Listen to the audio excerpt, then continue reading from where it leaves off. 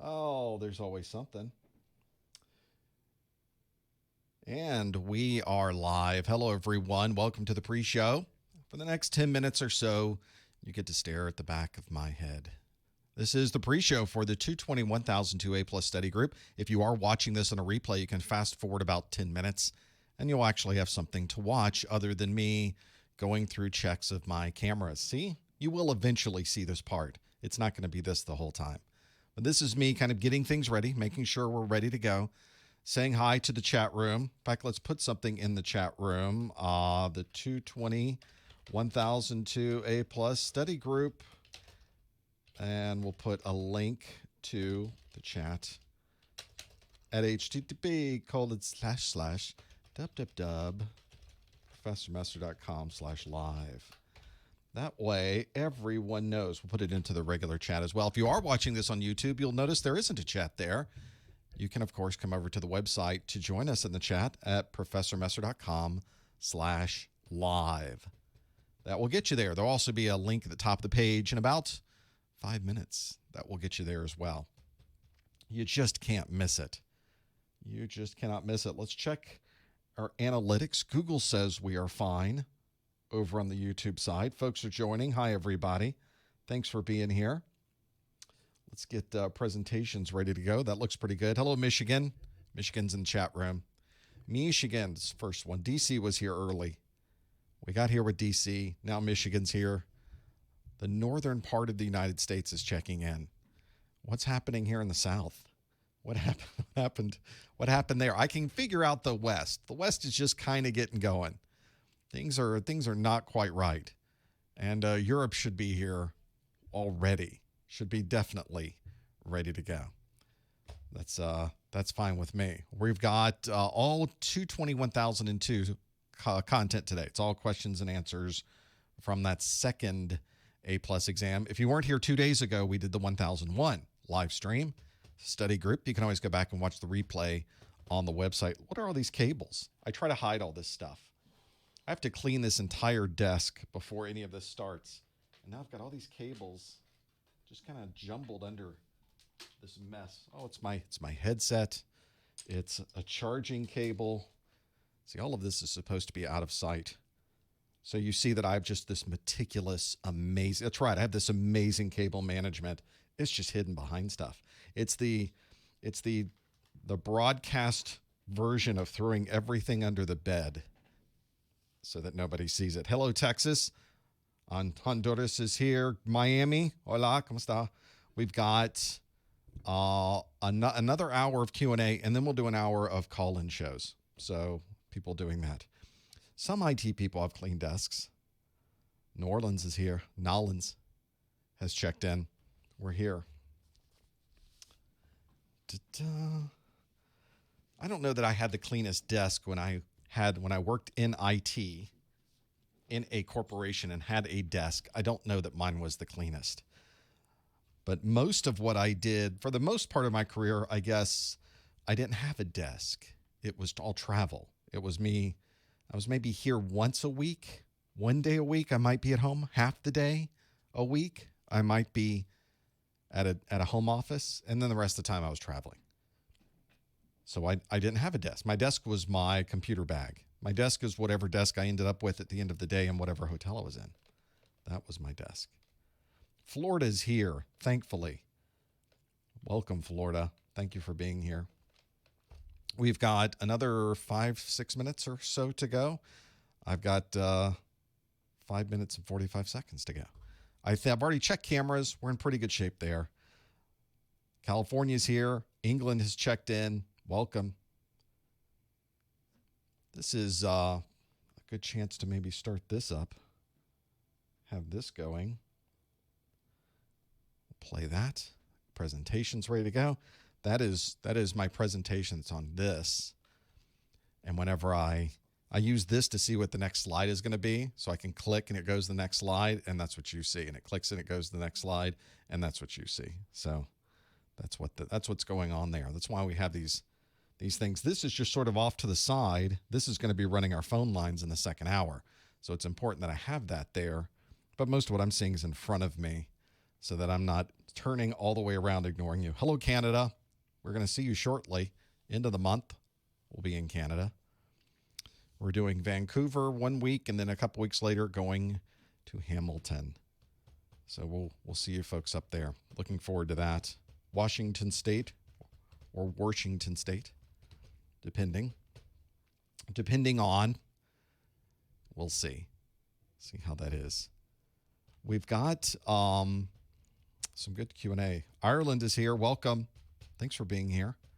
That's another. I was looking at a trip to Ireland recently. I want to go to Ireland. I want to go to Scotland. I want to go to Ireland.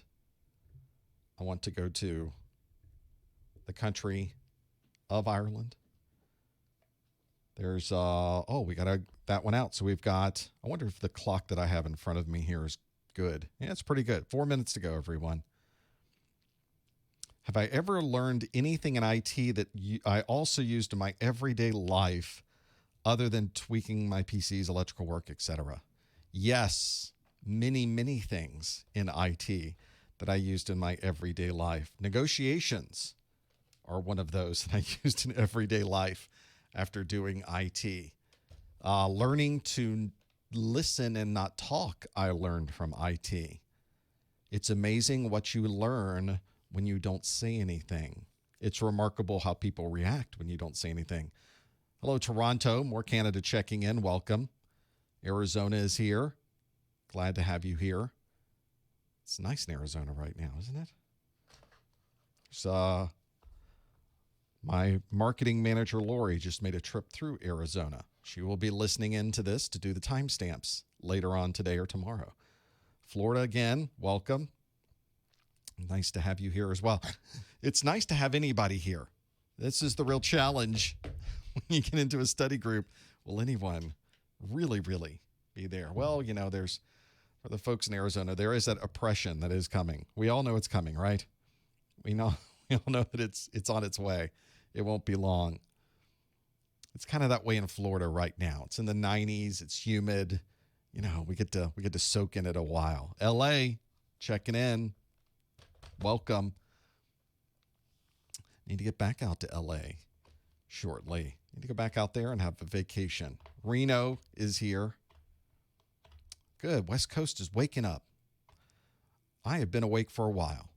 I got up early this morning. I don't know why. It's not the intention. I didn't want to, but here we are. The western part of Tennessee is here. Welcome. There's plenty.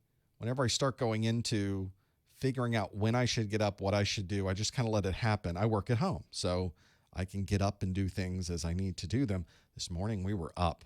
I've already edited 2 videos for the 221,002. I've uploaded another 2. So there'll be another 4 videos ready to go shortly. We're doing the live stream. I'm going to post the podcast later. I need to write the copy for those videos I uploaded and create the graphics and get those online by the end of the day for all of you to be able to watch. That project's coming along nicely. Portugal is here. There's some Europe checking in. Thank you. We've got 1 minute and 15 seconds, and we're going to get started with the study group. Plymouth is here. Plymouth, Mass. There's, now that's a nice place to be right now. Weather's got to be nice up there. South Texas is here. We are all over the world today. We'll be doing the 221,002. For all of you checking in on the YouTube side, you'll notice there's no chat there. The folks I'm talking to in the chat, it's right here on this blue part of my screen, is at professormesser.com/live, which I will only say 7 or 8 more times before we are done. So there is that. Hello, Maryland. My Maryland. They made it. Welcome. There's a lot going on my watch. I wonder if I should do not disturb this or not. We're going to let that ride for now. See how it's going. The Mrs. Professor Messer's holding down the fort while I'm doing the live stream. So it all works out. All works out. Let's see, speaking of doing a live stream, we got about 10 seconds to go here. I think I've got everything ready to go. We're recording. There's my Cylon down here doing the recording. There's actually 2 of them. Can't see the one on the top anymore. I moved those around. So we're doing that. Should you start studying for the 1001, 1002 as opposed to studying for 901, 902? What a good question that we will answer right after this. Hello, everyone. Welcome to the May 2019 Professor Messer 220 1002 A+ Study Group, coming to you live from the world headquarters here at Messer Studios. My name is James Messer. I'll be your host for this next hour of Q&A, where I will ask you questions about the 220 1002 exam, and you will answer those questions live, online, interactive. I'll tell you all about how to do that in just a moment. I've been talking to folks in the chat room during the pre-show. You're welcome to also join us in the chat room. I'm just watching it go by as we're doing things here. So feel free to join us at professormesser.com/live. We have plenty of Q&A to go through and plenty to talk about today. This study group is specifically for the 220 1002 exam. So if you're studying for one of those A+ exams, you're in the right place. You'll notice that there are 220 1002 videos that are being produced right now.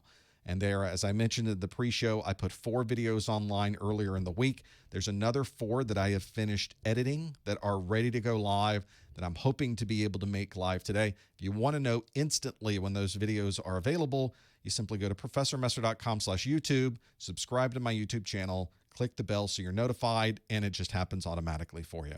There's also a daily pop quiz for A+. I alternate between the 1001 and 1002. You'll find that at professormesser.com/Twitter. And if you're wondering, where are all of these 220 1001, 1002 videos? You'll find them on my website in the pull-down menus from the homepage, or you can go to professormesser.com/1000videos. That's a good place to go. Sometime in this hour, I will give you instructions and a special code word that you can use to earn a continuing education unit credit. Technically, you don't need me to send you an email with this, but I like to be able to send a digitally signed email back to you saying that you watched this. So I put this in place just in case someone wanted to audit and see if indeed you were really doing this. This would be the way you go about doing it. So wait somewhere in this first hour. You have to listen in. This is part of the secret of earning the CEU is you have to listen in for it. It will be very obvious, I promise, but listen in for that. Some of you aren't using CEUs anymore. We had a conversation a couple days ago in the last study group that some people are just taking the CertMaster CE. They aren't even collecting CEUs anymore. There's so many different ways to renew your certification, but if you are, this is an option for you. Today, we're going to talk about the CompTIA A+ exams. As you may be aware, there are 2 versions of exams that you could take right now. If you've been studying for a while, you've been in the middle of this, and you've been studying, then you may have been studying for your 220 901 and the 220 902 exams. Those exams are still valid. You can absolutely take those exams to earn your A+ certification. Those exams were released on December 15th, 2015, but they will be retired at the end of July. July 31st, 2019 is the last time you will be able to take those exams. So that means, for the folks that chatted earlier in the chat room that were sending me messages, that means what do you do? July 31st is closer than you might think. It's right around the corner. So in that particular case, you may want to start your studies with the 220 1001 and 220 1002 exams. These are the new exams. They were released in January. If I was starting to take my certification right now, if I was sitting down to study this is the one I would take. I would study for the 220 1001 and the 220 1002. You cannot mix and match these. So if you take the 901 and then they retire it, you have to start over again. You can't take the 901 and the 1002 or the 1001 and the 902. You can't mix and match. So unfortunately, you have to pick a pair and go with it, which is why I tell you there's not a lot of time left. So go with the new one. The answer is just go with the new one. Now, this question will take care of itself in 3 months, and it will no longer be a question. But for those of you just getting started, make sure all of your study materials, look at them closely, and make sure they say 220 1001 and 220 1002. Although the structure of the exam is the same, the scoring that you have to make on the exam is the same between both editions, you have to make sure that you have the right version, because 20% of the exam objectives on the 220 1001 and 220 1002 are brand new from the 900 series. So 20% of the content that you might be asked is not in your 900 series books. So that's a significant number. 20%, not much when you're studying, but 20% is a lot on your final score. So you want to be sure that you have everything up to date with all of the latest. There are a number of books that are now out this month and last. You can go out to Amazon. You can find them. More books will be coming in the next month or so. So make sure your materials match the version of the exam that you're planning to take. That's the most important part. And if you've been studying for the 900 series, keep studying. As long as you can finish up by July, you earn exactly the same A+ certification. Both of these exams are very similar in structure and style and content to the 900 series. So today we're going to be going through the 220-1002. This is also, CompTIA is calling this the Core 2 exam. So for whatever that's worth, that's what they're calling it. This deals with operating systems, security, software troubleshooting, and operational procedures. It's a 90-minute exam, a maximum of 90 questions. You might get fewer.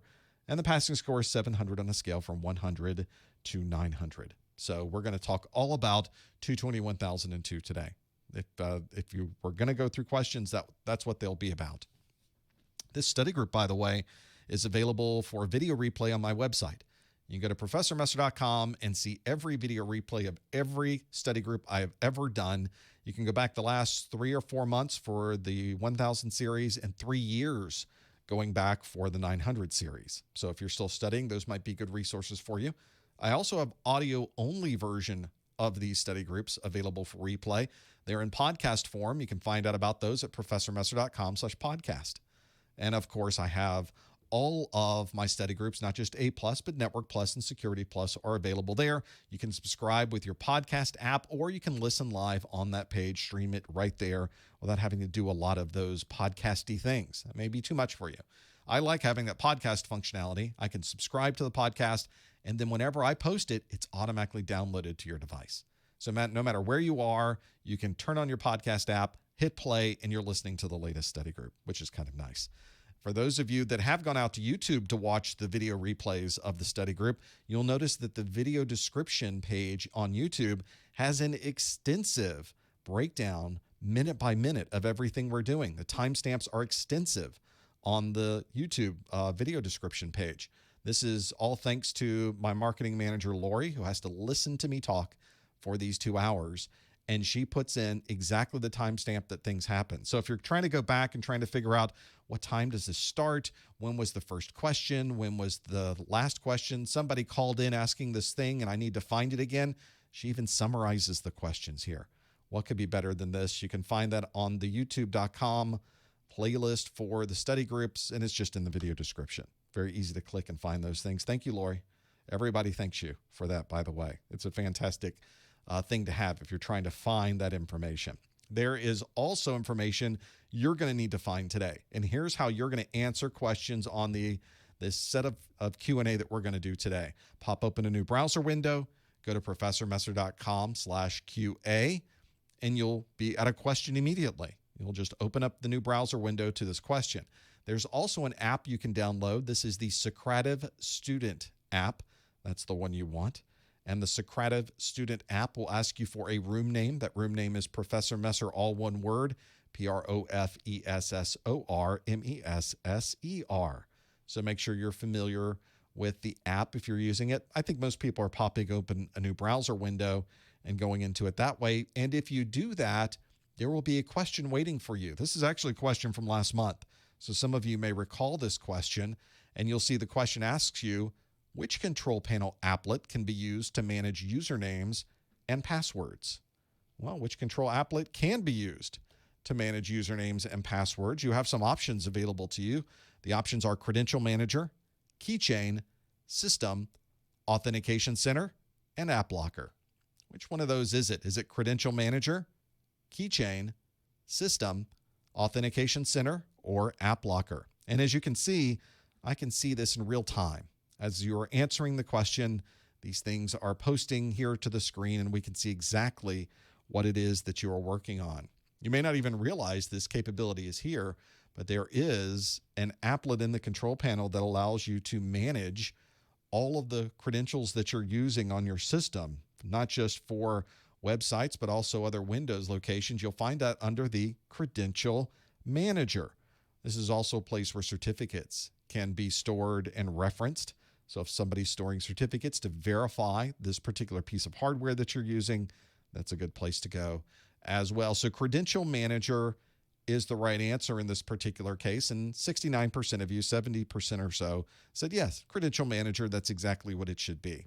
Keychain is a similar function available on Mac OS. Now here we were asking about Control Panel, which obviously is Windows. That's not going to be Mac OS. Keychain, though, Mac OS, 11% did say Keychain, 14% said System. There is an applet in the Control Panel called System.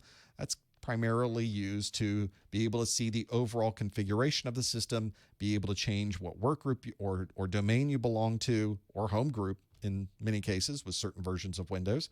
So some of those are available. Authentication Center is one I made up. It doesn't exist, sorry. And App Locker is a function inside of Windows that allows system administrators to manage who runs what particular apps. So the one that we're really most interested in, managing usernames and passwords, the only one that really fits with any of these dealing with the Control Panel, is indeed a Credential Manager. You 71% of you got that one absolutely right. Well, there's a good overview of how this works. Hopefully you're able to get into the professormesser.com/QA page. You're able to see these questions on your screen. You're able to submit the questions because now we have all brand new questions. As many of you know, I write all new questions every time we do this. So these are questions you've never seen before, I hope, unless it's a question that for some reason I have managed to repeat. Sometimes weird things happen in my brain. One never knows. I will also tell you, and some of you may not realize this, when you start taking your A+ exam, the first handful of questions you get on the exam are not multiple choice questions. You know, last question we did, that's a multiple choice question. You answer A, B, C, D, or E. But when you start to sit down for your exam, some people are sometimes thrown by this, that suddenly you are asked questions that are not multiple choice. You're asked fill in the blank. They might put you at a command prompt and ask you to perform a function. It might be a drag and drop question. You might have to put things in a particular order. It may be a matching question. It can be anything but multiple choice. So one of the things that I like to do is to give you your first question of the study group as one of these performance-based questions. And the performance-based questions I have for you, if you recall a couple days ago, we did a matching question. Now let's do one of the questions that expects you to put things in a particular order. So here is your performance-based question of the month. And it asks, put these malware removal best practices in order. I'm assuming this means from the start of the process to the end of the process. You wouldn't be doing it backwards.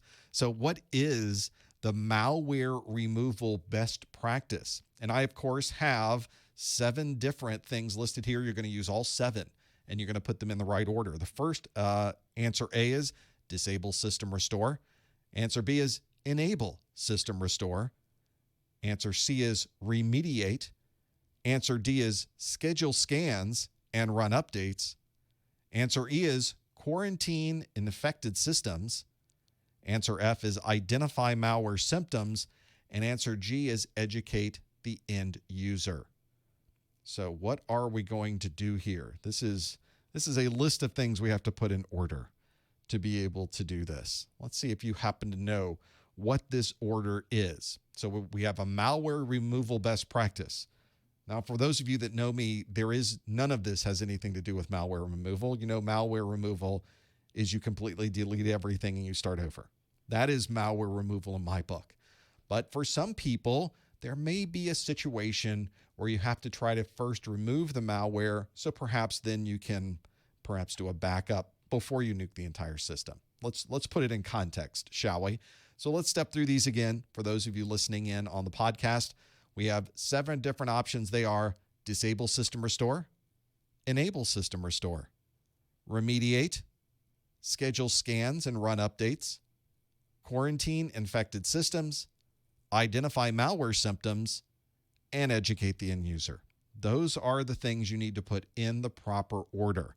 Now, make sure you keep in mind what this order is. When you submit them at professormesser.com/QA, it disappears on your screen. You don't get to see what you put in. So make a note of what you're putting in as you do this. And by the way, for those of you that are in the chat room, please do not answer in the chat room. Please do not put any hints in the chat room. We're going to pretend that we're sitting at our exam. We have no help, no input, no Google. No Google. So make sure you understand the process as well. There's a reason there is a process, by the way, for this. And there's a reason that certain things occur before others.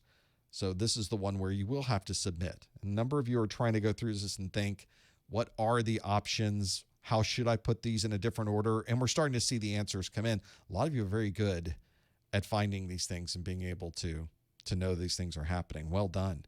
A lot of you are spot on with some of these. I'm watching them come through. This is a fill in the blank question, so you can simply put them in the order by letter. So if you think the answer is already in the right order, then your answer would be A, B, C, D, E, F, G. Well, it's not in that order, is it? Of course not. I would not have made it quite so easy. You would have to really go through and think about this as we go through. So let's do that. Let's step through each one of these and see if we happen to know what these are. So let's start with the very first one. What is the first thing you would do when you're removing malware? Well, the first thing you would do is to identify that malware actually exists. Doesn't do you any good to go through the rest of the process if there really isn't any malware on the system. So the first thing that happens is somebody says, hey, I'm getting these weird pop-ups. Hey, I'm seeing something odd on the screen. Hey, this is moving very slowly. And you're identifying some odd processes. You're seeing some weird things happen. And you think, well, I've got some malware on here. Now let's go through the process of trying to remove the malware from this operating system. Before you do anything, we need to make sure that nobody else is going to catch this malware. It's very possible this could be a worm. This could very easily be copied to a server when we're in the middle of trying to eradicate this malware. So to make sure this doesn't leave the system, we need to quarantine it. We need to disconnect it from the network. We need to disconnect perhaps any USB drives. We need to make sure nothing else is connecting to the system. Maybe disable any wireless, disable any Bluetooth. Make sure that nobody can connect to the system, and this system cannot connect to anyone else. You're effectively putting up the force shield around the system so that nothing goes in or out. The next thing you'll want to do is disable System Restore. Now, for those of you familiar with System Restore, it's a fantastic utility.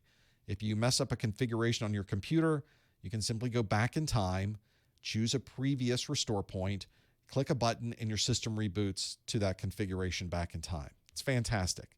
The problem is that malware knows that you will do this, and it will also infect your restore points. So it doesn't do you any good to have those restore points there. Delete all your restore points by disabling System Restore. When you disable System Restore, it deletes all of those restore points so that you can't restore the system back to when it may have been infected or restore to a point where the infection is part of the restore point itself. Hopefully that makes sense to you.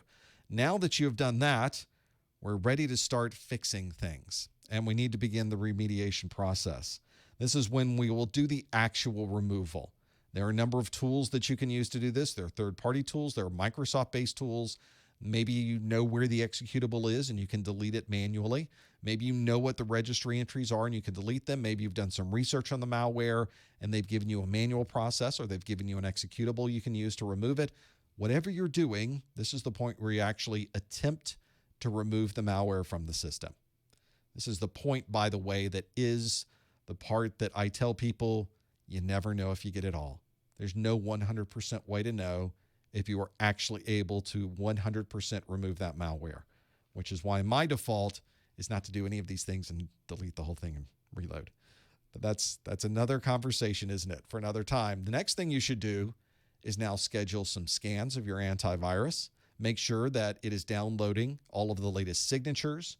Make sure that you can now run a full scan of antivirus and anti-malware, and make sure that it doesn't find anything else in the system, because you may be infected by more than one piece of malware. It may be multiple types of malware, and you don't want to do the middle part where you're getting rid of one thing and then forget to get rid of everything else. Finally, that we have a system we feel comfortable with. We think we've eradicated the malware. Nothing's coming up on our scans. We're using all of the latest signatures. Everything looks clean. Now we can turn our restore points back on by enabling System Restore. So that will be useful to have that there. System Restore is now up and running, and if a user install some new software, they make a change to their system, a restore point will be created, and they can go back in time to restore that if they want to. And lastly, and perhaps not least, we want to educate the end user, again, about clicking things they should not be clicking in their email, about installing software where they know not where it comes. That is not where you want to have a good situation. Always know what software you're installing on your system. Should always be familiar. Anything you install can cause a problem. It may be malware or something else, but if you have no idea where a piece of software came from, why would you install it on your system? This is obviously a significant concern for most organizations. This costs time, this costs money, and in some cases can cost data. You can lose information. Not only delete information, but information can be exfiltrated to a third party. It's now out on the internet. Other people would have their hands on it. You don't want to be in that situation either. So there's your answer. We'll start with F, identify malware symptoms.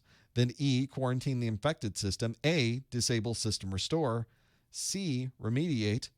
D, schedule scans and run updates. B, enable system restore. And G, educate the end user.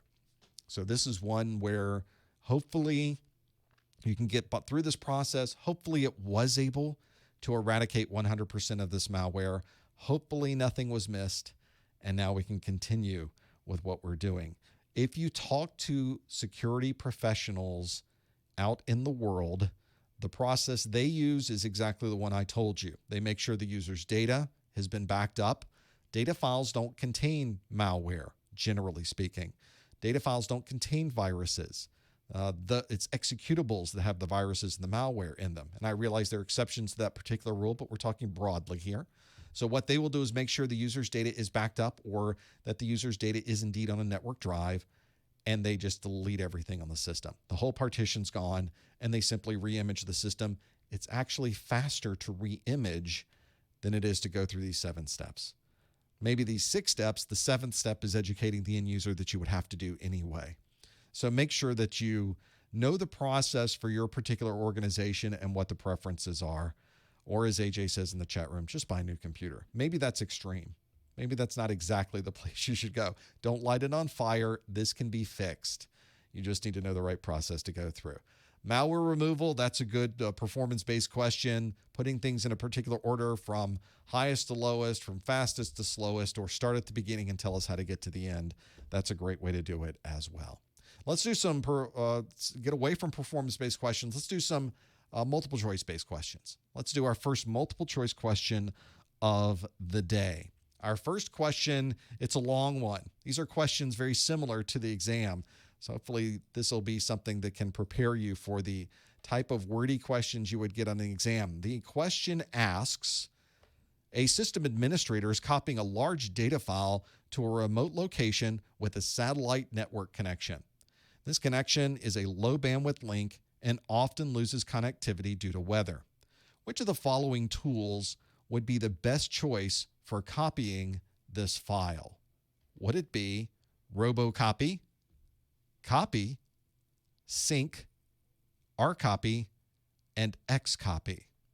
This is the 5 options you have. So would you choose RoboCopy, Copy, Sync, RCopy, or Xcopy? So this is a very specific scenario. Here's the question again. A system administrator is copying a large data file to a remote location with a satellite network connection.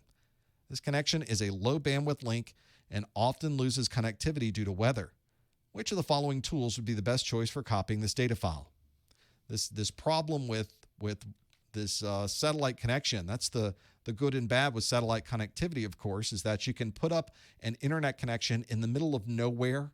You can just have a satellite dish and be able to communicate to the internet. It's fantastic, especially for locations that don't have any other option. It's an excellent way to be able to communicate and have internet connectivity or even VPN connectivity back to a corporate office. The problem, of course, if you've ever had satellite television, the problem with satellite data is the same: rain fade. If anything gets between you and that satellite, it's a line of sight link. And as storms are coming through, storm clouds get between you and that satellite. It effectively attenuates the signal so that you can't receive or send a signal that is strong enough to make it to the satellite. So whenever you have a bad storm roll through, you'll lose connectivity to that site. If you're in the middle of a file transfer, your file transfer times out and it drops off. That's a little bit of a challenge. So this is one of those things you really do need to know if you're working through this. So we have 5 options here. Let's see how you did with these 5 options. I'm going to click the how do we do, and we're a little torn. We did not get a majority on this one. As many of you know, when I create these exams, these tests, these sample quizzes during these study groups, I want half of you to get it right. I'm striving for that 50%. So we got close. We got 42% of you say robocopy. 22% of you say sync. 18% said xcopy. Effectively the same number, 15% said rcopy. And then only 1% said copy. So we may not have a majority, but 43% is about 20 points above anybody else who answered. So this is the situation we're in, is trying to figure this out. The real key here is you need some method of copying this data that you can rely on, that you know will complete the copy even if you lose the connectivity. Can it restart once the weather gets better? Maybe that would be something we could do. That would be useful. In fact, there is a way to do that. And the way that you do that is by using robust copy. Robocopy sounds like it's a robot that's doing it. It's not a robot. It stands for robust. Why we don't call it robust copy is that we only have 8 characters available at the command prompt to use for executables. So robocopy, which is odd because robust doesn't have another O in it, does it? I guess robucopy, that didn't sound right. Robucopy? No, so robocopy is what that stands for. One nice thing about robocopy is not only is it built into Windows 7, Windows 8.1, and Windows 10, but it has so many additional functions inside of it. Just the term itself, robust, really does describe the functionality of this copy command. So we know we have the copy command in Windows. We have the xcopy command, which is very good. And the robust copy command is one that can perform functions such as resuming a copy if it happens to lose connection to the device on the other side. So this is a copy that can come in very handy for batch processes, especially for sites. Imagine if you worked for a company that had hundreds and hundreds of convenience stores, and you've chosen for all of these convenience stores, they all have satellite links. And what you're doing is you're copying files to every single site out to every single one of those locations every night. There's going to be a storm somewhere. If you have hundreds of sites across the country, rain's going to fall in one of those overnight. So you can set up your batch processes to copy these files using robocopy, and you know that if it does run through a scenario where there is a little bit of a storm rolling through, that it will continue copying once you're finished with that particular piece. So that's nice to have that functionality. Now, so those of you that did answer, 47% answered robocopy. That is the right answer. The copy command, which is also built into Windows and versions of DOS going back forever, the copy command is one that 1% only chose that. And obviously that's wise. Their copy command will copy, but if it loses connectivity, it's over. You don't have any other way to resume that unless you manually do that piece. 21% said sync, not an actual command. Kind of made that up. Sounds good to me, though. It's a good name. rcopy, although sounds like robocopy, it's got an R in it. I made that one up too. So not a real command. rcopy and sync are not commands you'll run into. xcopy is a good copy command. That's a real copy command. Very useful for copying files, especially files that are contained within subdirectories. The xcopy command, valid, but not the best choice because just like copy, xcopy doesn't have a way to resume the download or the upload or the copy process if it happens to lose connectivity. The only option here that does that is robocopy. So this is a very common situation you'll find on the exam where they give you a scenario and they want you to know what you should use. Now, this is one of the things I mentioned last study group is that a lot of people focus on memorizing the words to the acronyms. For example, they memorize that robocopy stands for robust copy. Well, as it turns out, that's a worthless piece of information. It doesn't help you at all with this particular question. Not one bit. Understanding what the name in the acronym is, I guess, could help you down the line figure out what you're doing. ARP stands for Address Resolution Protocol. Doesn't tell you what ARP does. It doesn't help you with studies. The exam is not going to ask you a definition question like that. It's not going to ask you a trivia question. It's not going to say, what does ARP stand for? You're never going to get a question like that. You're instead going to get a question that somehow involves ARP, and you have to troubleshoot it, very similar to this one.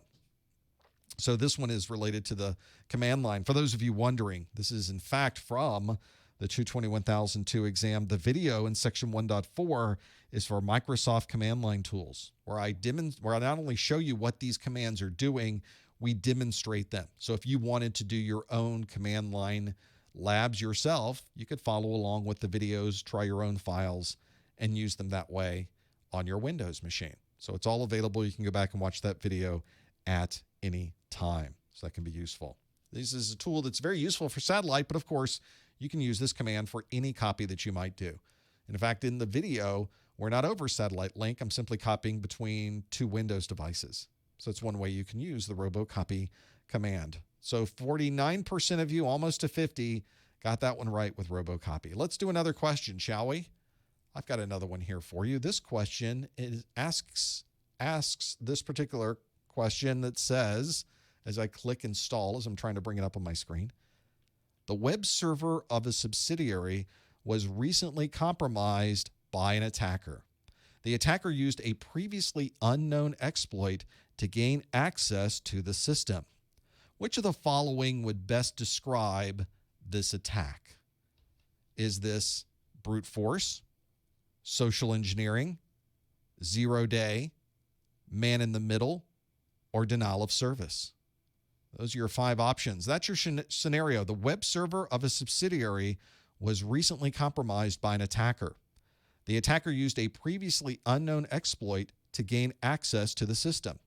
Which of the following would best describe this attack? Is it brute force, social engineering, 0-day, man in the middle, or denial of service? If you think you know the answer, please do not answer it in the chat room. No hints, please. You want to instead go to professormesser.com/QA and answer it right there. See if you happen to know what this is. Good to have a security question in there, since security is part of the 221002 exam.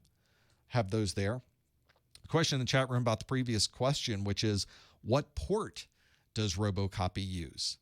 Robocopy is going to copy files in Windows. It's a Windows copy command, so it's going to use SMB to perform the copies. So now you can reference back to your 221001 studies to look at your SMB to see what SMB is going to use to copy files. And in most cases, it's direct copy with IP, so it's your TCP 445.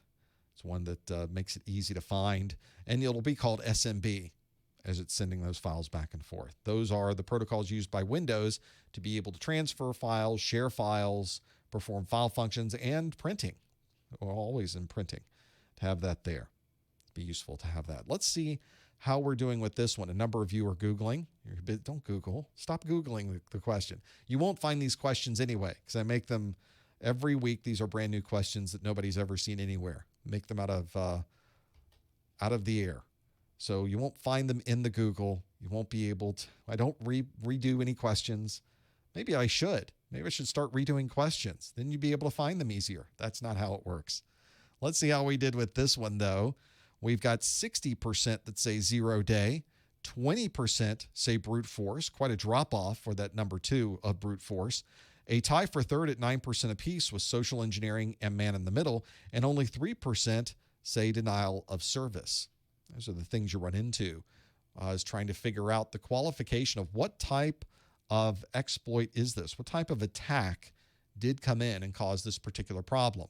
Where there's some key information in this particular question, and the one that really stands out is the second sentence that says the attacker used a previously unknown exploit to gain access to the system, which not only is telling for this particular question, but it's chilling for those of us that are working in the industry. It's not something you like to see, that somebody was able to exploit a system using an exploit that nobody's seen before.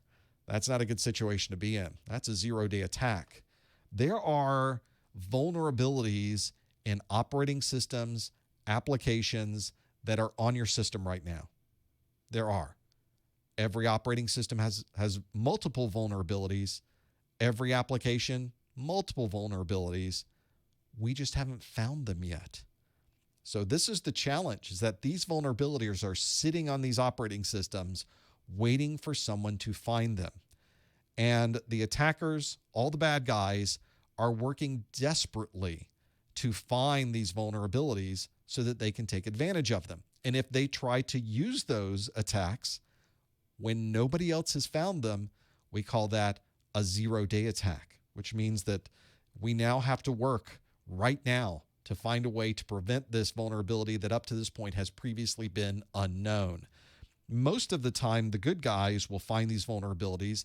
They'll work with the developers. Maybe they found a Windows problem. They'll work with Microsoft. There's a whole process set up for this.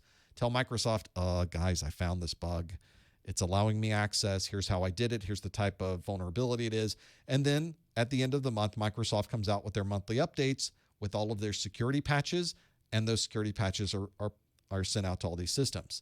Now, if it's not a good guy, if a bad guy finds the vulnerability, they keep it to themselves. In fact, some bad guys will sell them to each other. Finding a vulnerability that's a 0-day is a valuable thing from a dollar perspective, money-wise. So this is one that does come in handy for the bad guys, for them to make money, unfortunately. And that's when we come up with the 0-day. 0-day is something we've never seen before. They found this vulnerability. It's now, in many cases, in the wild, as we say in the industry. This vulnerability is out there, and the bad guys can take advantage of it to do this. You can find a list of known vulnerabilities on the Common Vulnerabilities and Exposures CVE website at cve.mitre.org, mitre.org. You'll see that there. And this is where finding these 0-day attacks can be very, very useful. Being able to prevent them is also useful. Sometimes you don't have a way to patch it immediately. And so there may be something you can do to mitigate the problem, but not completely remove it. Maybe you can set up a firewall that would prevent the attack, and in the meantime, you can work on patching your operating systems. So nobody can get into attack, but at the same time, you need to make sure those operating systems are indeed patched. So those of you that did answer 0-day, the 60% of you that answered C, 0-day, absolutely correct. Now, why wouldn't it be brute force? Brute force is when somebody tries to do something over and over again, maybe changing a little part of the attack every time, trying a different password every time to gain access to a particular account, for instance. That's something that would be happening over and over and over again to try to find a way in. Well, we didn't have any evidence of that in this question. There was no mention of multiple attacks or multiple tries or a number of large attacks that were not able to circumvent any security. So brute force would not apply in this particular case. 9% said man in the middle. There is no man in the middle in this case. There's nobody in the middle that is invisible to both sides of the conversation. All we know that the attacker used an exploit to gain access. So it seemed like more of a direct attack, as the description implies there. Certainly does not, in this particular question, lead us down the road of thinking there is a man in the middle attack that is taking place. And of course, social engineering is one where you're causing someone to provide you with information or to do something for you on your behalf, even though you're not authorized to do that. In this case, that was not the case. We're really talking about an exploit to a web server. This was probably no humans were even involved with this particular case. It may have been a bot gaining access to the server, but certainly not a social engineering. Nobody at that subsidiary seemed to give up any information they should not have. And finally, denial of service. We don't know actually what happened once this particular exploit gained access to the system. Did it take the system down? Probably not. It probably kept the system up and running and allowed the bad guy access to that system at a point where they can pivot and begin taking advantage of other vulnerabilities that may be inside of your organization. The only answer that best describes this attack is C, 0-day. 62% of you did get that one absolutely right. In the chat room, the question came up that, isn't that why open source is so great? Well, sure. I guess that could be. The challenge with open source is that we have the source available, and people who are knowledgeable in reading source code can certainly read through the source code. But even professionals that do this every day at the highest levels will read through source code and still not recognize that a security vulnerability exists within the source code. Only after somebody has tested, tweaked, worked with it, poked at it, have they found certain situations where a section of code is one that might be vulnerable. So just by having the source available doesn't in any way make it more inherently secure. As we've seen, because we have both open source and closed sourced applications that are rife with security vulnerabilities. That doesn't seem to protect anybody. So that's one of those situations where open source has its advantages for sure. But from a security perspective, there's no inherent advantage that you get by being able to look through the source code. That doesn't help anyone at all. So 0 day is your answer here, 62%. You got that one absolutely right. Well done. Well, already we've gone through some questions about operating systems and command lines and security. This is all coming from the 220-1002 exam. There's a ton of information on this exam. And so, as you know, all of my videos go through every single exam objective from the CompTIA list. I cover everything that is in that list. No more, no less. We cover exactly what CompTIA says you should know for your 220-1001 and your 220-1002 exam, including hardware, networking, security, cloud-based computing. We've got mobile devices. There's troubleshooting. I even put test tips in with my course notes. I've taken all of this text, all of the graphics, everything from every video, and I've put them into a single document. So for 220-1001, there is a 220-1001 course notes. For the 220-1002, I've taken all of that and put them into their own course notes. And I've made those course notes available to you. I, of course, highly recommend that you go through all of my videos and you take your own notes and you have a good book and you watch the videos and you do plenty of Q&A and you get the hands-on. The course notes never replace anything else, of course. You should use as many resources as possible.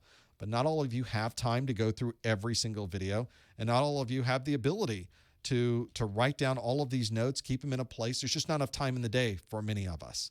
And this is a PDF file that you can download. This is the one on my screen right here.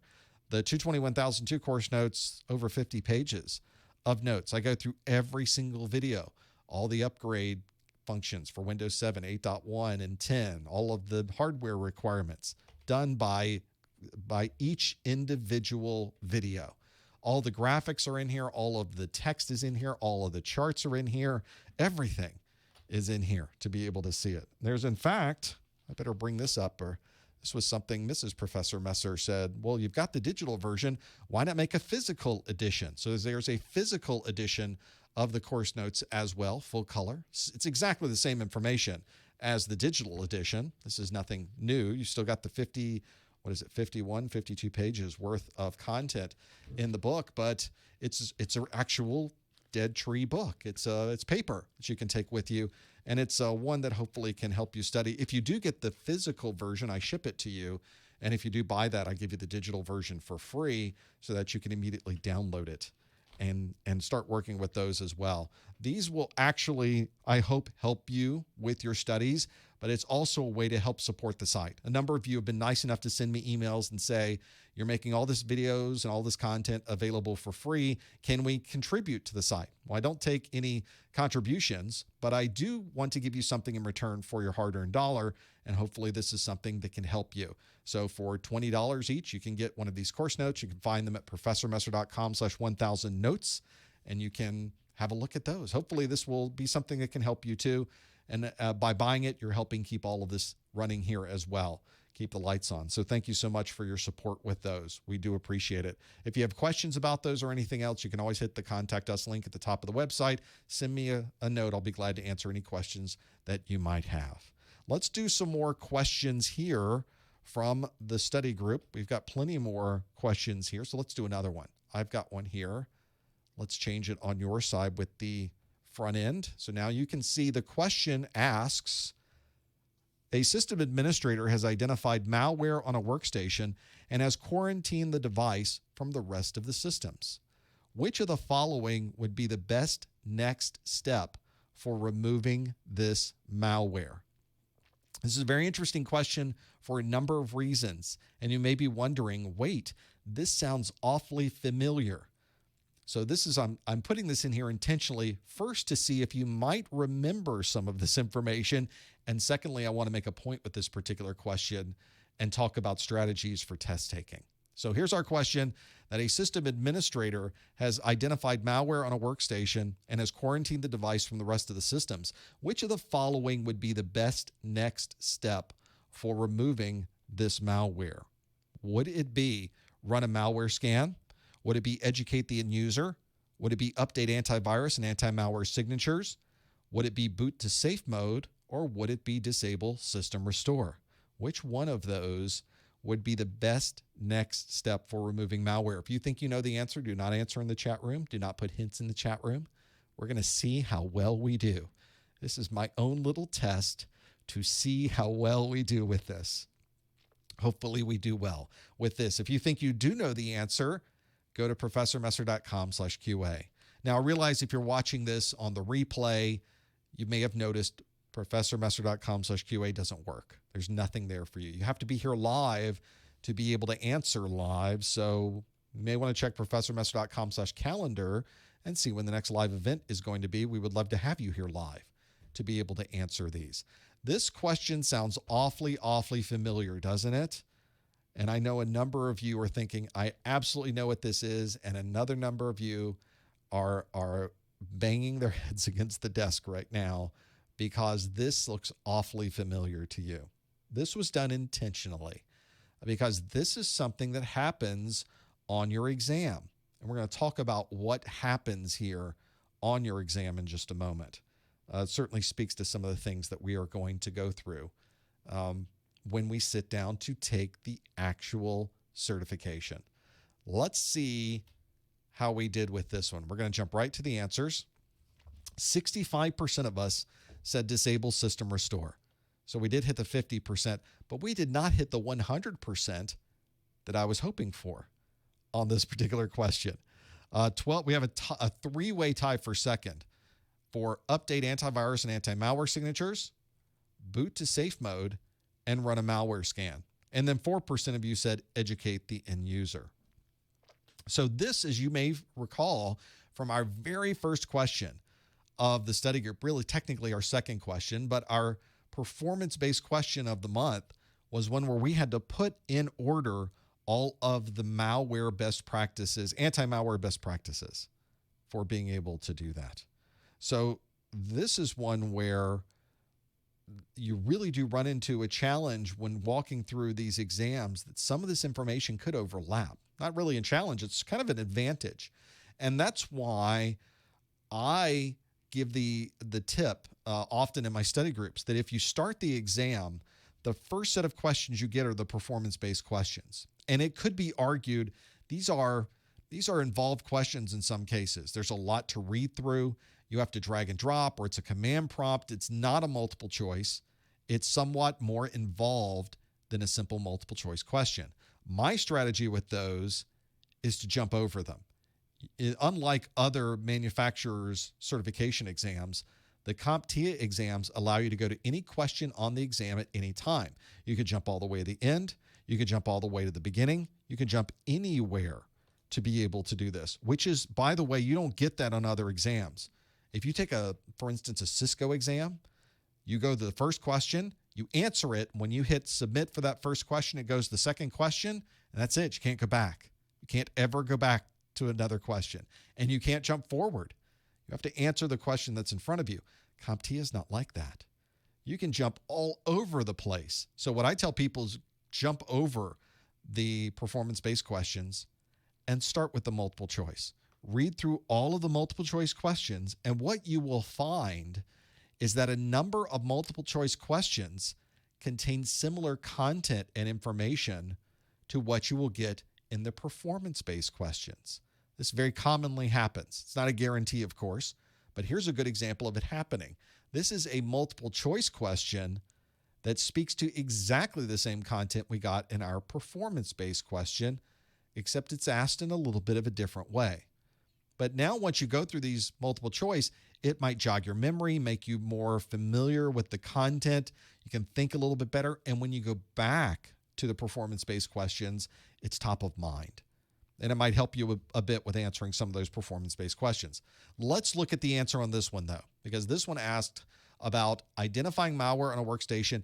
The quarantine has already occurred. So we've already quarantined the system. What was the next thing you do after quarantining the system? And many of you, I think, got this one absolutely right. Of course, you disable system restore. That's exactly what you do. As you recall, the malware not only infects your running system, but malware very, very commonly infects your restore points. So being able to go back in time to a restore point could effectively reinfect your system, even if you clean it out.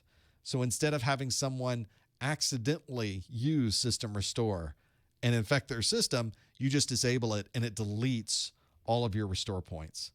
So there's no infection in there whatsoever. It's a great way to do it. So everything's deleted.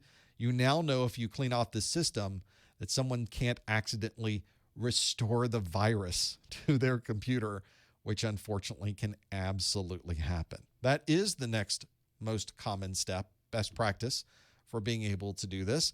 And 67% said, yep, disable system restore. We're not booting to safe mode. There's no requirement to do that. There may be certain types of malware that require that you boot to safe mode, but that would be in the remediation phase, which we are not up to yet. Updating the antivirus and anti-malware signatures doesn't take place until after we have remediated, and we want to be sure that everything has been removed from the system. Educating the end user is the last thing we do. Running the malware scan, updating antivirus and anti-malware signatures effectively happens at exactly the same step in the it's after the remediation, but when you're trying to remove malware, it's the same step. Educating the end user, obviously the last thing that we would do. So here's an example of a question that's a callback to what we saw previously on the exam, or maybe we go through this question and finally when we get to the point where we're answering questions about the process, now we can remember some of these things. Hopefully that will help you as you're thinking about your strategies for taking this exam and exactly what you would need to do to make that happen. Let's continue through. So by the way, the answer indeed was E, disable system restore. Let's do another question. Here's a question that is not a callback, thankfully. Brand new question that asks, once I click next on my side, a system administrator has been tasked with bringing the company up to compliance for PCI DSS. Which of these would be most associated with this compliance task? Would it be credit card transaction information, patient healthcare information, the personal data of all users, file transfers to all foreign countries, or storage of all web server certificates? Here's your question is, a system administrator has been tasked with bringing the company up to compliance for PCI DSS. Which of these would be most associated with this compliance task? Is it credit card transaction information, patient healthcare information, the personal data of all users, file transfers to all foreign countries, or storage of all web server certificates? All of these, I think we can agree, are important security concerns, but only one of them fits best for this particular question. And if you think you know what the answer is, go to professormesser.com/QA and you can answer this question. Take a stab at it, even if you don't know, which is another important point on the exam. As you're answering this, keep this into consideration when we're talking about exam strategies. So what we want to do is be able to take this exam and get the best possible score. According to what we know about the exam, the best possible score is where they add up all of your correct answers. You don't get penalized for a wrong answer. In fact, it doesn't hurt you at all to get a question wrong. It only helps if you get a question right, which means you should never leave a question blank. Taking a guess doesn't hurt you. It can only help you. And on a multiple choice question, you generally have 4 answers. I give you 5 to make things a little harder on my exams, but on the actual exam, there's usually 4 possible answers. So you've got a 25% chance of getting it right, even if you don't know it. So maybe always answer A or always answer C. You get to decide how you would like to answer that. Maybe take the best possible guess that you can. And maybe that's the way you go with that particular one. But never leave a question blank on the exam. Never, never, never. Always take a guess. Never submit your test until you've answered every single question. If there's a minute left, find every question you haven't answered, just click it. Click something. You got a 25% chance of getting some of those right. Let's see how you did with this one. The question asks, the system administrator has been tasked with bringing the company up to compliance for PCI DSS. Which of these would be most associated with this compliance task? Again, we didn't hit 50%, but this is one that for those of you familiar with PCI DSS, you're already getting a headache. You already know this is a very difficult compliance task. It's an ongoing compliance task. It's one I personally have to consider and think about all of those. So make sure as you're going through and understanding these, you know what they're about. This is whenever you run into this, hopefully you took a guess as well. 45% of us chose credit card transaction information. Again, a three-way tie for second between patient healthcare information, the personal data of all users, and the storage of all web server certificates. And only 3% said file transfers to all foreign countries, which, by the way, is a pretty significant compliance concern with this. Now, is it really credit card information? That's what we want to know. Did the 46% of us really get this right? PCI DSS stands for Payment Card Industry Data Security Standard. Most of the time, we just abbreviate it, oh, is it PCI compliant? You'll hear people say, have you checked that for PCI? Is it ready to go with our PCI requirements? We don't often spell it out as PCI DSS, but you'll sometimes see it that way. In fact, that is the term that is most appropriate. It's PCI is the payment card industry. DSS is actually the data security standard. We really should be saying, is it DSS ready? Is it compliant with DSS? Because that's really what we're doing, but that's not what we say. Just because it's the way we do things in IT, we never seem to say things right. And that's another good example of that. There's a lot that goes into PCI DSS. PCI DSS is extensive. It covers everything, for instance, how data is transmitted across the network, how data is stored, how transactions take place, how you test all of these things, how it is monitored over time, what equipment you use to be able to protect the data as users are putting in credit card numbers and performing these transactions on a network. They are extensive. They are, in some cases, a bit cryptic. Very often, large organizations will bring in third parties just to help them through the process of making sure that they are PCI DSS compliant. That's how complex it is. And there are people in this world, in IT, that are only thing they do every day is go into organizations and help them become compliant with PCI DSS. That's all they do. Isn't that remarkable? That's a job. And they're incredibly busy. It's a very popular job to have, is to have that level of knowledge with PCI DSS. This is the one you really want to focus on. In fact, the 46% of you that answered credit card transaction information, that is the right answer. That is what you're trying to be compliant with the PCI DSS. That's what you want to work with. Every single one of the rest of the options here deal with some type of compliance or some type of security concern. Patient healthcare information, very commonly associated with HIPAA compliance. Personal data of all users, storage of web server certificates, and file transfers to all foreign countries, all security concerns, many of them related to a number of compliance requirements. In the EU, the personal data of all users is one that has its own set of compliance requirements. The GDPR, I get those mixed up.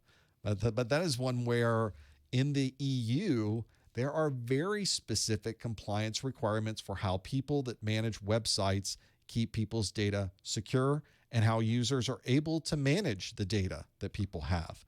And that's a compliance and a set of requirements that still has not been completely fleshed out for the rest of the world. For example, do those requirements in the EU apply to me here in the US where all the data is stored? The EU says yes. I'm not sure that's true. Although I will tell you, if you go to my site and look at my terms of service, I do comply with it because it's easy.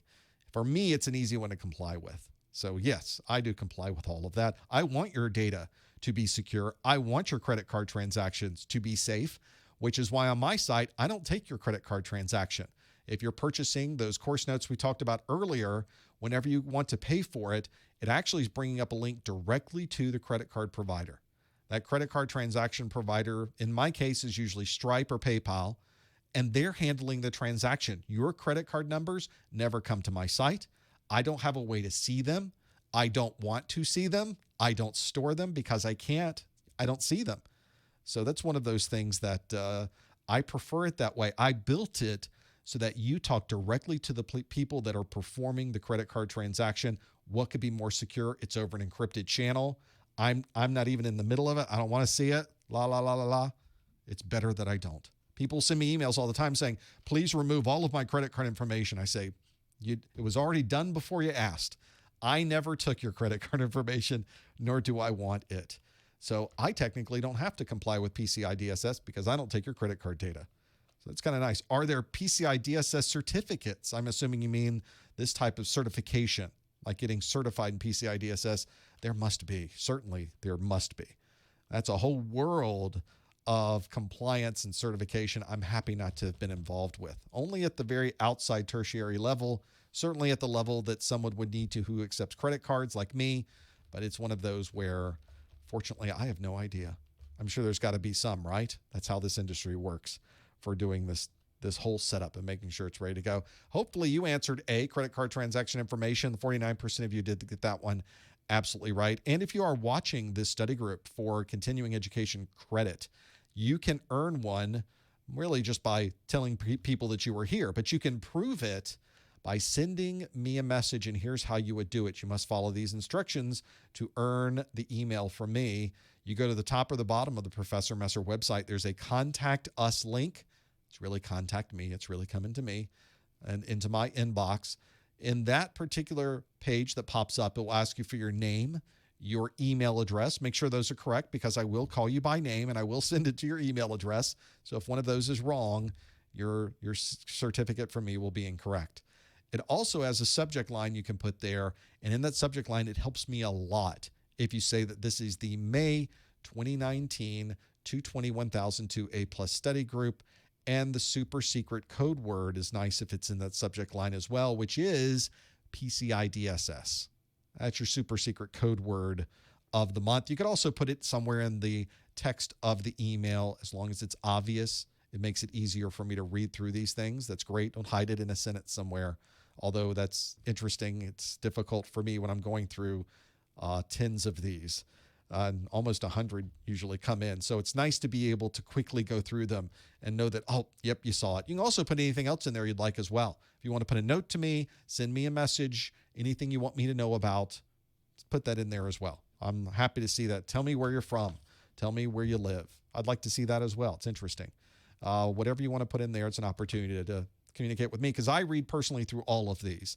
And then I will send you back a digitally signed email that says you must have watched this 1 hour of a study group because you knew the super secret code word of the month, which was PCI DSS. Well done. We're at the top of the hour, but let's do one more, okay? I'm in a good mood. We're going here. I've had some extra coffee. So let's do another question. We're going into overtime on the study group, and then we will open up the phone lines and take your questions from the chat room. So let's do this last question of the month, which deals specifically with Linux. The question asks, the system administrator of a Linux server needs to move from one wireless network to another. Which of these commands would be the best choice for this task? Would it be ifconfig, chmod, pwd, iwconfig, or netstat? Those are your 5 options. The system administrator of a Linux server needs to move from one wireless network to another. Which of these commands would be the best choice for this task? Would it be ifconfig, chmod, pwd, iwconfig, and netstat? You may not realize, if you haven't been around the A+ for very long, that Linux is part of it. If you think you know the answer, go to professormesser.com/QA. There are a lot of Linux command lines, commands you need to know. They are in the exam objectives. Make sure you're very familiar with those. These are similar commands that you would run even in Mac OS.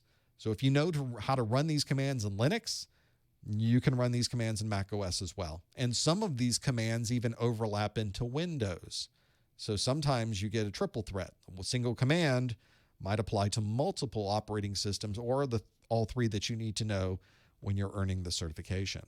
But there's probably, 18 different Linux commands.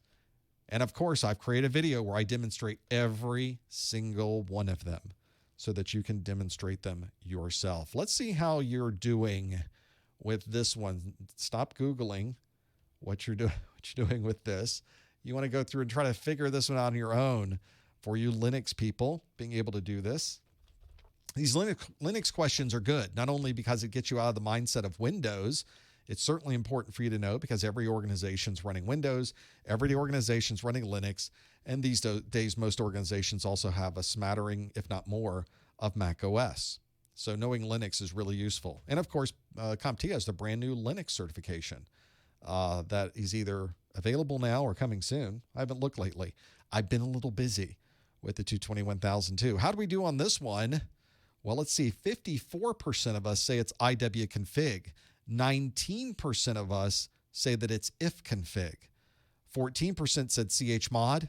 8% say netstat. And a paltry 5% say it's pwd.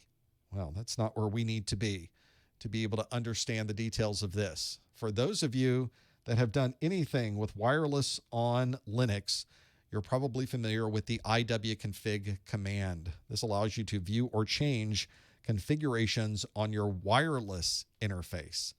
Now, for those of you that have been with Linux for a while, even before there were wireless networks, some of us have been there. I'm looking at me. You may be familiar with the ifconfig option. That ifconfig command is to look or change configurations relating to the wired Ethernet connection. But if you're working with a wireless network in Linux, then it's IWconfig to be able to do that. And of course, if you're in Windows, ipconfig kind of handles a lot of this associated with networking, that single command in Windows. They don't separate them out into wireless and wired. In a Windows environment, everything is simply an interface. Although there are other commands for some of the wireless functions, most of what you'd be doing in Windows is ipconfig, especially as it's associated with this certification.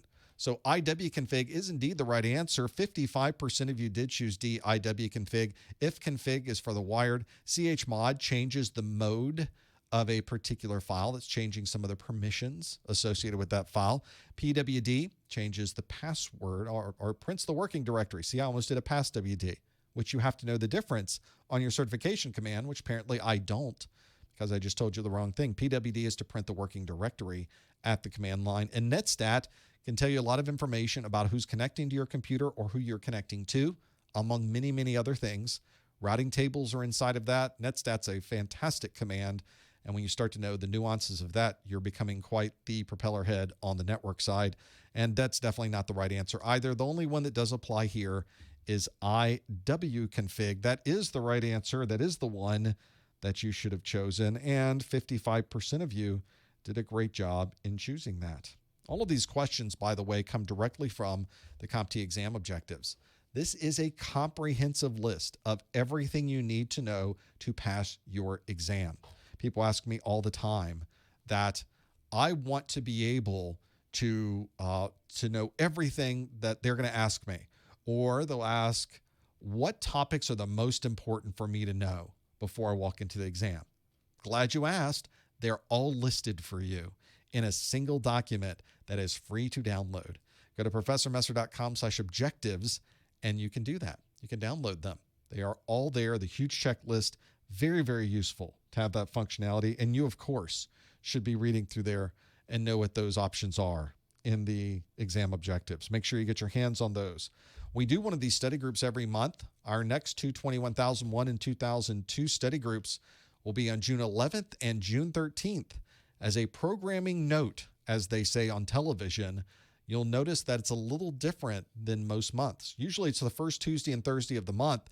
You'll notice in June, it's the second Tuesday and Thursday of the month. So it's a little bit different than most months. So make sure you check on that. If you're never quite sure when the next event is going to be, you can always go to professormesser.com/calendar and you'll know exactly when the next event is going to be. It will be listed there. Even if we're well after June 11th and June 13th when you're watching this, you can, of course, go go there and have a look. Let's open up the phone lines. I'm going to take questions from you in just a moment. Don't forget about my daily A+ pop quiz question you can get on the Twitter. Go to ProfessorMesser.com/Twitter to sign up for that feed. Of course, all of my 220-1002 videos are being produced and posted almost as we speak. Before I started, I posted some new ones. I have not made them public yet. So if you want to be notified when they are public, you'll see them at ProfessorMesser.com/YouTube. Subscribe, hit the button, and you'll be able to do that. Oh, I see that CompTIA has already changed the link for the objectives. So just go to Google, type in CompTIA exam objectives, and I'll update my link once we're done here. They're making a lot of changes on their website right now, so I'm not surprised at all. Don't forget about my course notes. You can find those at ProfessorMesser.com/1000notes. And of course, we do one of these study groups for A+. We do two of them for A+. We do one for Network Plus and one for Security Plus every month. You can find out when the next one is going to be. For instance, next week we do a Network Plus study group. Find out more about that at ProfessorMesser.com/calendar. Stick around for the next hour or so, or even shorter, depending on what we get. We'll have the phone lines open. You can ask questions. I'll take questions from the chat room. We'll do so much more. Thanks for joining us this time. We'll see you next time on the A+ Study Group. There is a few things I have to do on my side to get these phone lines up and running. So let's do that and have all of those pieces. Yes, I'm not surprised that link is not working. It was working when I put this together. I always check the links, and now, of course, it is not. Alas, that's live television for you, folks. Let's get these phone lines up and running, though. Let me host a show. I need to call in myself to my own call-in show. Funny how that works. It's all done in the cloud. Isn't that how it's supposed to be? Let's go through and start this. I have to call in myself to the cloud. So let me hit a few links on my side, and we will do exactly that. Beep, beep, beep. There's my Skype. Doom, doom, doom. Thank you for calling. Well, you're welcome. And we're going to type in my super secret number here, and it's going to say, enter your 6-digit PIN number. Again, that's redundant. And then I'll tell you in just a moment. Welcome. See, it all works. It all works perfectly. And you can join us as well. If you're in the continental United States, you can make a phone call to 855-785-RJ45, a toll-free number. It costs you absolutely nothing. That's 855-785-7545. Make sure you're familiar with that. There is also a way to talk to me free from anywhere in the world. And you can do that by going to Skype and putting a +1, because toll-free numbers don't cost you anything on Skype. No Skype minutes required. Nothing required. All you have to do is put a +1 at the beginning and use that number on the screen, +1 855-785-7545, and you can call in as well. Be glad for you to do that. We look forward to your calls, and I'm taking calls or questions from the chat room. So we will, if you have a question you don't want to call, you're one of those, you don't want to speak to people, I understand. Put it in the chat room. I'll be glad to answer that, to have those things there. The question in the chat room is, PCI DSS a new thing for the 220-1002? I thought I'd gone through all the 902 info, but didn't see anything on that. Well, of course, this last study group was for the 220-1002 exam. 20% of the content on the 220-1002 is new from the 220-902, which is a very good example. I mentioned in the early part of the study group that if you are taking the 220-1002 exam, make sure you study from 220-1002 content. Imagine studying from 902 content. You walk into the exam and they throw you a question about PCI DSS compliance, and then you get that one wrong just because you had the wrong book. That would be a bad thing. So don't do that. That's not something you want to work through. Some of you have noticed I will update that objectives link when we're done here. But if you're trying to find the CompTIA exam objectives, those are the 3 words you want to put into the Google: CompTIA exam objectives. That will get you right there. That's the best way to find them. It'll be the first link you get if you do that. Very easy to hunt those things down. Now, another question in the chat room, as we're got the phone lines open. You're welcome to call in. Got a few other lines that are still available. There are only so many. You'll queue up. You'll know if you get there. You'll be able to hear me on this as well. A question on the chat room is asking about the CompTIA retake process. This is the retake policy is a good question. The retake policy from CompTIA, very specific. Some people worried, for instance, that if they are taking the exam and they fail, do they have to pay for the next one? Yes, you do. You do have to pay every time you take the exam. There are some bundles that you can get when you're purchasing your voucher that are bundled together with a retake. So you can buy the first voucher to take the exam, and then you can buy a discounted voucher along with it as a retake voucher. So it's your insurance policy. You can think of it that way. It's your travel insurance. Just in case something bad happens on that first time through the exam, you don't have to pay so much to take it again. If you don't get a voucher with a retake, you have to buy a voucher again, and it costs the same amount of money to be able to do that. CompTIA's retake policy is on their website. So if you wanted to have a look at that, it tells you that if you fail your first attempt, there's no waiting period between the first and second attempt. So you could immediately book the next attempt and take the exam. However, before your third attempt or any subsequent attempt, you have to wait for at least 14 calendar days from the last attempt to try it again. That's what you want to do. So that's one that can absolutely help you as you're trying to figure out your strategy for taking the exams. If you for some reason you fail it the second time, you're now in a 14-day waiting period before you can take it again. So they give you an example of some of those things and how it works. But that is the CompTIA Certification Retake Policy. You can Google that certification retake policy. I'm sure it'll bring it up on the CompTIA website as that first link. That might help you as well as you're going through this. Whenever you go look at these videos, you will see that there is plenty to go through on the video side. For those of you that are watching the website, we're in May of 2019. We are almost done shooting all of the videos for the 221002. All the 221001 videos are already posted. So if you're studying for the 1001 exam, everything is there. We're in the process of posting the 1002. I already put 4 videos up there this week. There'll probably another 4 there today or tomorrow. So they're going up there rapidly. We're really going through this content quite well at this point.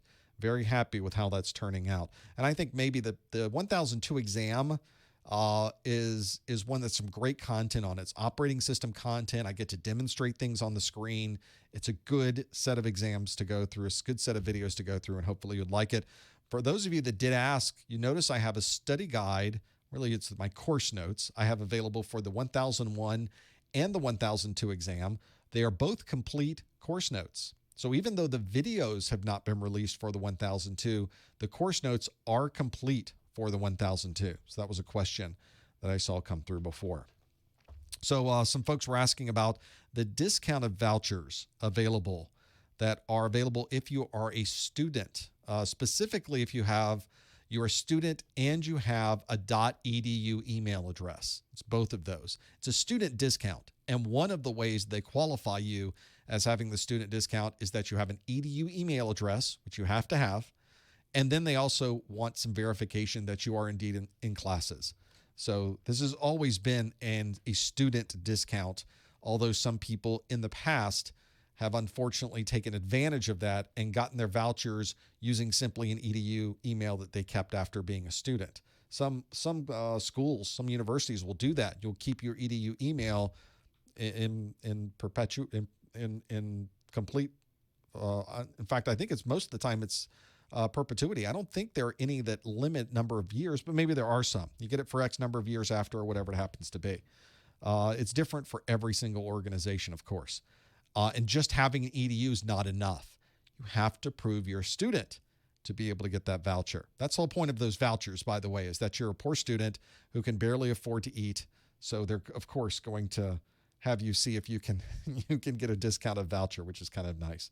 Those discounted vouchers are available from CompTIA on the CompTIA Academic Marketplace. Those are the 3 terms you want to search for in the Google. CompTIA Academic Marketplace. And that's where you get discounted vouchers. And I think they do have bundles available of discounted vouchers. So you can get those bundles as well, which I think is a good way to do it. If you're trying to figure out how someone can get those a discount and you happen to be a student, definitely take advantage of that. The discounts are significant. I think it's almost 50%. That's a 50% discount. So you're getting, in some cases, more than 50%. So the discounts are pretty good. Let's see if I can bring this up. CompTIA Academic Marketplace. And the academic marketplace is at academic-store.comptia.org. There it is, the CompTIA Marketplace. They have certification vouchers. Let's see what one for A+ would be. Looks like they just have one. So no retake vouchers available on that one. So we've got one, $100. That's a significant discount over buying it somewhere else. So very nice. So I guess it makes sense that there's no retake voucher associated with that. They're already so low in prices that's what that is. That's how that works. So I wonder if that's how that works for all the other exams. In fact, let's do one. Let's do Network Plus. How much is Network Plus? $154. Another significant discount. How about Security Plus? We've got $215 for Security Plus. So those are big differences cost-wise. And it makes sense that you would do that. And some people were asking about the qualifications. You'll notice here that it says that you are limited to buying 2 of either product in a 6-month period, and the total lifetime purchases of these products may not exceed 4. So you can only purchase 4 of these in your lifetime. As you can imagine, this is an issue because CompTIA was just allowing anybody with an EDU email to purchase these discounts. And as it turns out, there were a huge number of people who were not students that were taking advantage of this discount. This was not intended to be a discount for non-students. And I think a lot of people were surprised when CompTIA finally had to clamp down on this, and that's what that's referring to. Folks that are buying this, yeah, the total lifetime may not exceed that. So think about that as you're trying to figure out the details of this, figuring out what for do I purchase in my lifetime. That's one way to do it. But what a discount, right? You want to take advantage of that if you have the ability to do it. Question in the chat room. Do you know how we can use the CEUs for my secret password for the exam? You can't use it at all for the exam. In fact, you can't even apply or use or gather CEUs until you are certified. So the CEU that you get by watching an hour of my presentation, which is the webinar category CEU, for those of you keeping track on the CompTIA side, those CEUs are something that you would use to renew a certification you already had. It has nothing to do with the exam. And yes, they are used outside the United States. The CEUs are one of the ways that you could renew your certification outside the U.S. as well as inside the U.S., although there are many different ways to renew your certifications these days. For those of you not familiar, I did a video on that very thing where I summarize really all of the more popular ways to renew your certification just in a few hours. That's the name of the video. It's called, let's see if I can turn off the noises that are in front of me. The video you're looking for on the YouTube is one that says how to renew your A+, Network Plus, or Security Plus in just a few hours. This is how you would do it. And as you can imagine, if you're doing it in just a few hours, you're not collecting CEUs. There are ways to do it. This is not a method that works for everybody, but it is a method that I think would work for many. And I also, in this same video, detail all of the popular ways of renewing your certification and what the advantages and disadvantages are for each method. So I have had people come to my website and they've said, oh, I need to renew. My certification is coming up for expiration this week. How can I collect a bunch of CEUs? I said, well, that's not what you should be doing. You should be using the CertMaster CE, and you can renew it in what CompTIA says 4 to 6 hours. And he said, went off and got the CompTIA CertMaster CE. He showed back up in the chat the next day and said, took me 3 hours, renewed for 3 years. It was fantastic. So he didn't have to collect CEUs. He didn't have to submit them. He didn't have to pay CEU maintenance fees. How about that? Yeah, that's a bonus. No CEU maintenance fees, no collecting of CEUs.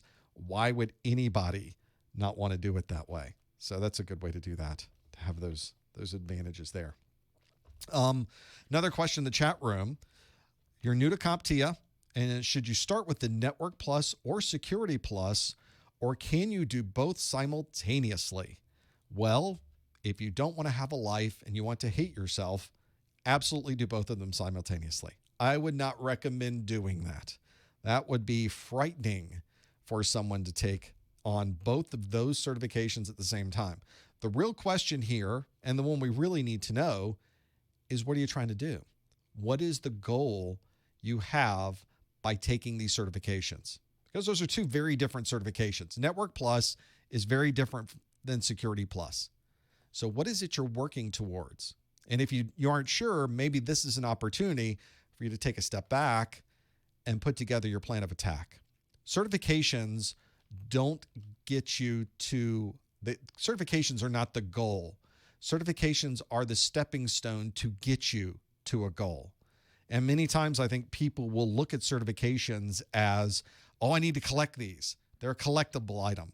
I need to get all of them, and I need to collect them in a pile, and then I'll have a pile of certifications, because that's really all you've got. You didn't actually get anywhere. You just kind of put all the certifications into a pile. What you really should be thinking is, where do I want to go next? What do I want to do next? You don't even have to look 3 years down the road. Don't look 5 years down the road. Don't worry about 10 years down the road. What's the next thing you want to do? That's what you need to figure out. Some people will say, well, I'm just out of college. I want to get a help desk job. I want to get an entry-level position with an organization. Great. In your particular geography or the geography where you're interested in working, what are employers looking for? Because that's going to be the real match that you need to make with these employers. Are employers looking for, are they looking for someone who can be in the help desk? Do they want somebody with an A+ certification? Do they prefer no certifications so they can ostensibly pay you less and then teach you as they go? Or do they want somebody running the second they hit the ground and they want you to have an A+, a Network Plus, and a Security Plus certification? Different organizations want different things. So you need to, in fact, the questions, another question came in the chat room. I'm getting this degree. What would be a good certification to get? I don't know. What do you want to do? What are employers looking for? Because if the employer isn't looking for any certification, my answer to you is don't get a certification. Why would you go get a certification that an employer is not looking for? Or you may look at it a different way and say, I could walk in with a little bit more knowledge by having this cert in my pocket, and I can pull it out and say, and I also have my A+ certification. What you don't want to do is walk into that entry-level help desk position and tell somebody, I have my Cisco CCNA routing and switching. I've got my Palo Alto Networks Certified Network Expert certification. I've got a Security Plus, and I'm working towards my Certified Ethical Hacker. And if you walk into an entry-level position and tell people that you have certifications that people expect from somebody who's been in the industry for years, they're not going to hire you.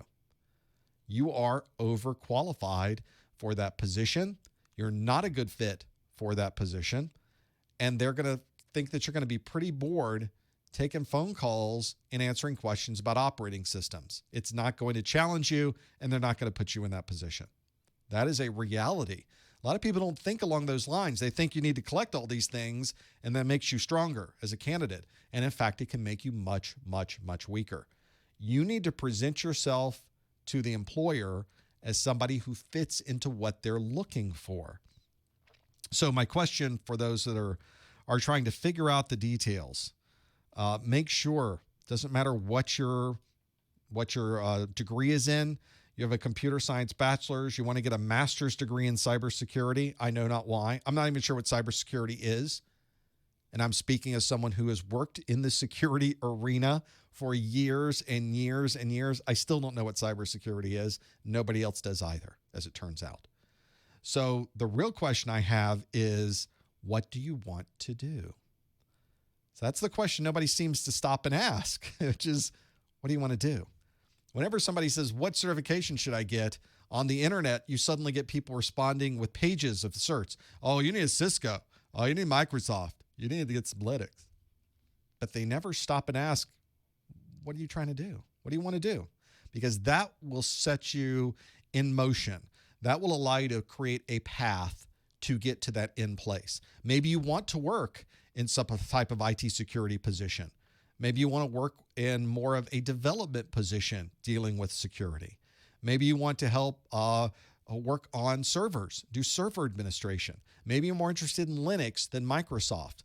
Maybe you're more interested in managing workstations or deploying large-scale security solutions.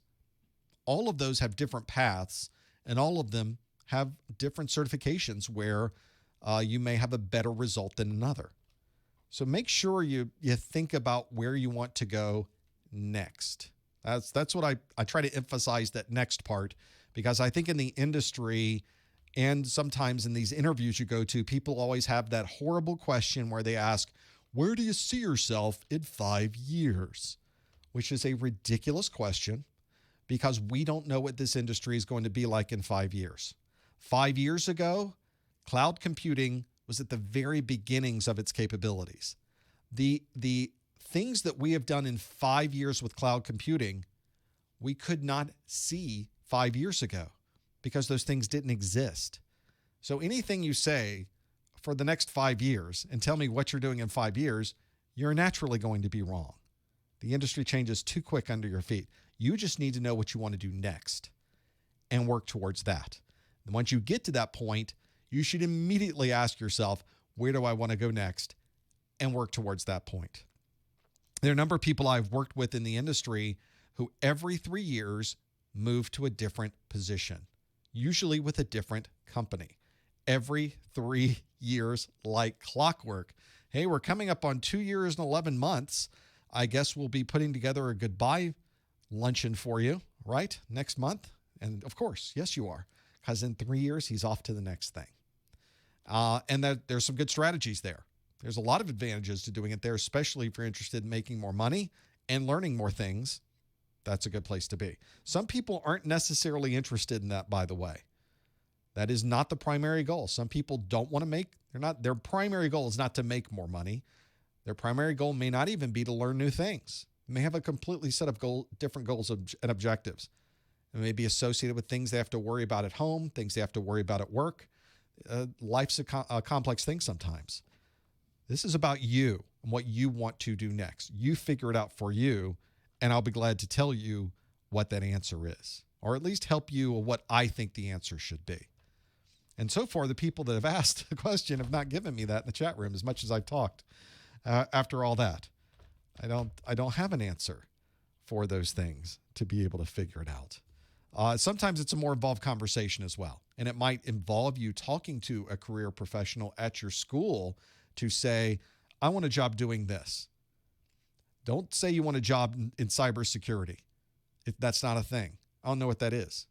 What do you want to do? Do you want to every day take a virus and take it and decompile it and reverse engineer it and create a set of security signatures that can prevent that virus from getting onto a system? That's a real job. There's people that do that every day. If that's what you want to do, there's a path that can get you there. If you're somebody who's really interested in firewalls and you want to work with firewalls and understand the intricacies of next generation firewalls, how they are able to identify and capture unknown malware, previously unknown malware in a cloud-based sandbox, there's jobs for you. If you're somebody who wants to consolidate all of this data from all of these different devices, switches, routers, file servers, firewalls, IPSs, and bring them all back to a single database, grind through all of that data in more of a big data form, pull out and try to find correlations between all of that data and create reports that can help your organization be safer, there are jobs for that. If you just want to install routers and switches, manage the infrastructure, understanding and make these networks more reliable, make them faster, connect to the cloud better, react when problems occur better, there are jobs for that. So you need to figure that piece out. Don't get trapped behind an odd term, an odd job title. For 15, 20 years, I was a systems engineer. Sometimes I was a senior systems engineer. Sometimes I was a junior systems engineer, and sometimes I was a systems engineer. But I can tell you, those jobs were very different than the others. There was an underlying foundation. But just because I was a systems engineer doesn't necessarily mean I did the same thing in every single one of those places. It changes depending on where you are, changes depending on what the company wants, changes depending on what you want. So you can make that happen. This is one of the advantages of IT, that if you are somebody who wants to do a particular thing, there is a job for you in the industry. This is unlike any other industry out there where the jobs are just waiting for you, where the more you spend learning about the technology, the more time you put into these particular learning processes and understanding what's out there, the better you get with your job, the higher you go, the more money you make, the more opportunities become available. And you may not know what is going to happen 5 years down the road, but it doesn't matter. You go to the next thing, you learn, and you go to the next thing. As I've often said, if you're the only one in the room who is the most knowledgeable, you're the smartest one in the room, you know everything that's going on with what you're working on, you are an expert in all of these things that you're touching, then you're in the wrong room. You should never be in a place where you know all of those things. You should be very uncomfortable every day. You should be trying to learn something new every day. You should be forced into learning something new every day. And if you're not, you're probably in the wrong job, because that's not where you should be. There's the sky is really the limit in this industry. There is no plateau. There's no point where you figure it all out. And it is impossible, by the way, to do so. So you will never be at a point where you know everything, because there's always something else to know. And we're not talking about you move up to a place where you really understand routing and switching, and now you don't know about programming. I'm not even talking about that. Of course you don't know about programming. That's a completely different world. Within routing and switching, you could spend your entire career learning about routing and switching and still not know everything about routing and switching. It's true. And so that's where, for example, you may be able to learn about routing and switching in a small business, but then what about you move into a service provider? You move into a wide area network provider. There's a whole new set of routers and switches. There's a whole new set of routing protocols. There's a whole new set of processes and procedures. It never ends. So that's why I mention, and my question is, what do you want to do? So very often you'll hear that and say, yes, that's what I need to figure out. And maybe you don't know, which is also fine. Another chance to start learning. Go out to the web, start looking at job openings that are in your area. Find the big company that's in your area. Go through their job postings for IT. What job postings do they have? Look at the previous postings that they've had. What have they been looking for? What titles are there? What do those people do? This is a good one. What is it that you say you do here? That's the question that needs to be asked sometimes. What is it that you say you do here? As they say in the chat room, thank you. It's one of those. This is the one. In fact, well, thank you. This is something I mentioned, by the way, after going through this. Carl in the chat room has mentioned this. I said this in the last study group a couple of days ago. You will start looking through these job descriptions on the website, and they'll ask for an entry-level help desk technician. And in that job description, it says, minimum requirements are a 4-year degree in technology, 3 years of practical experience, a Microsoft certification. You'll need Cisco certification. You'll also need to understand the nuances of physics. There will be tests on quantum computing. They'll have just this crazy set of requirements for this job. Nobody has all of these, by the way. Nobody applying for this job will have all of these, by the way. So just apply for the job. That's what you need to do, is just put your application in. There's so many variables. The X factor is a huge part of the hiring process. How you present yourself in the room is incredibly important. What you put on your resume is incredibly important. The things that you talk about in the interview, the stories that you have, are incredibly important. The people that you've met in that company that you met by going to the Microsoft user group in your area and you happen to have spent 10 minutes talking to them about what people are looking for in that company as a help desk technician are hugely important. You need to start putting together these important pieces and putting them all up front and getting ready to go. So when you see one of these job postings and they're looking for the world, we all know what an entry-level technician needs to have. We all know what an entry-level help desk person needs to have. We all know what a system administrator needs to know. We all know what a network administrator needs to know. These are very common job descriptions. You just need to put your resume in. You need to get in the mix. You need to get in the fight. You need to start scrapping for those jobs. Maybe your job, maybe you get through to the next level. Maybe you get a phone call and you can talk to somebody on the phone. And they ask you about some of the things on your resume. Tell me about the process you went through with A+. And you can talk about your home lab. You can talk about spinning up some VMs on your desktop. You can talk about working through Windows 7, Windows 8, Windows 10, all in separate windows at the same time, having them talk to each other in the VMs. Those are things that make a great story when you're sitting in an interview. And you may think, well, I just loaded up the VMs. I just ran them. They were on my desktop. It's remarkable how many people have never done that. And you say, yeah, I played around with some of the settings. It was set up for network address translation. I instead put everything on its own private network. Then I started putting them out on the public network. I set them up into bridged mode, and I set it up so they could talk to the internet through my existing router. That's the type of experience people want to see. And those are the stories that you can use in your interview and kill some good time, but also explain to the people you're interviewing with, I've done this before. I'm very comfortable around this computer. I've torn it apart. I put it together. I've set up VMs. We've done some networking, worked with a little security. Yes, I'm ready for the next step in my career. And then if you have some time, research the company that you're talking to and say, I looked at your annual report last year. I saw that you opened up this many sites. I saw that you have a big project going on with cloud computing, because it's all if it's a public company, it's all in their annual report. Or maybe you saw just some information in a local newspaper where someone was being interviewed. Or maybe it's a trade magazine. Say, oh, you got a lot going on with the cloud? Well, let me tell you what I've done on Amazon's cloud. Because you can go out the Amazon cloud and all of the services they have. Many of the services on Amazon for their cloud computing is free to a particular tier. So if you're using only a little bit of bandwidth, you're only using a little bit of disk space, you can spin up some virtual machines. You can spin up and spin down cloud services for free. And even if it's not free, it's for very little cost.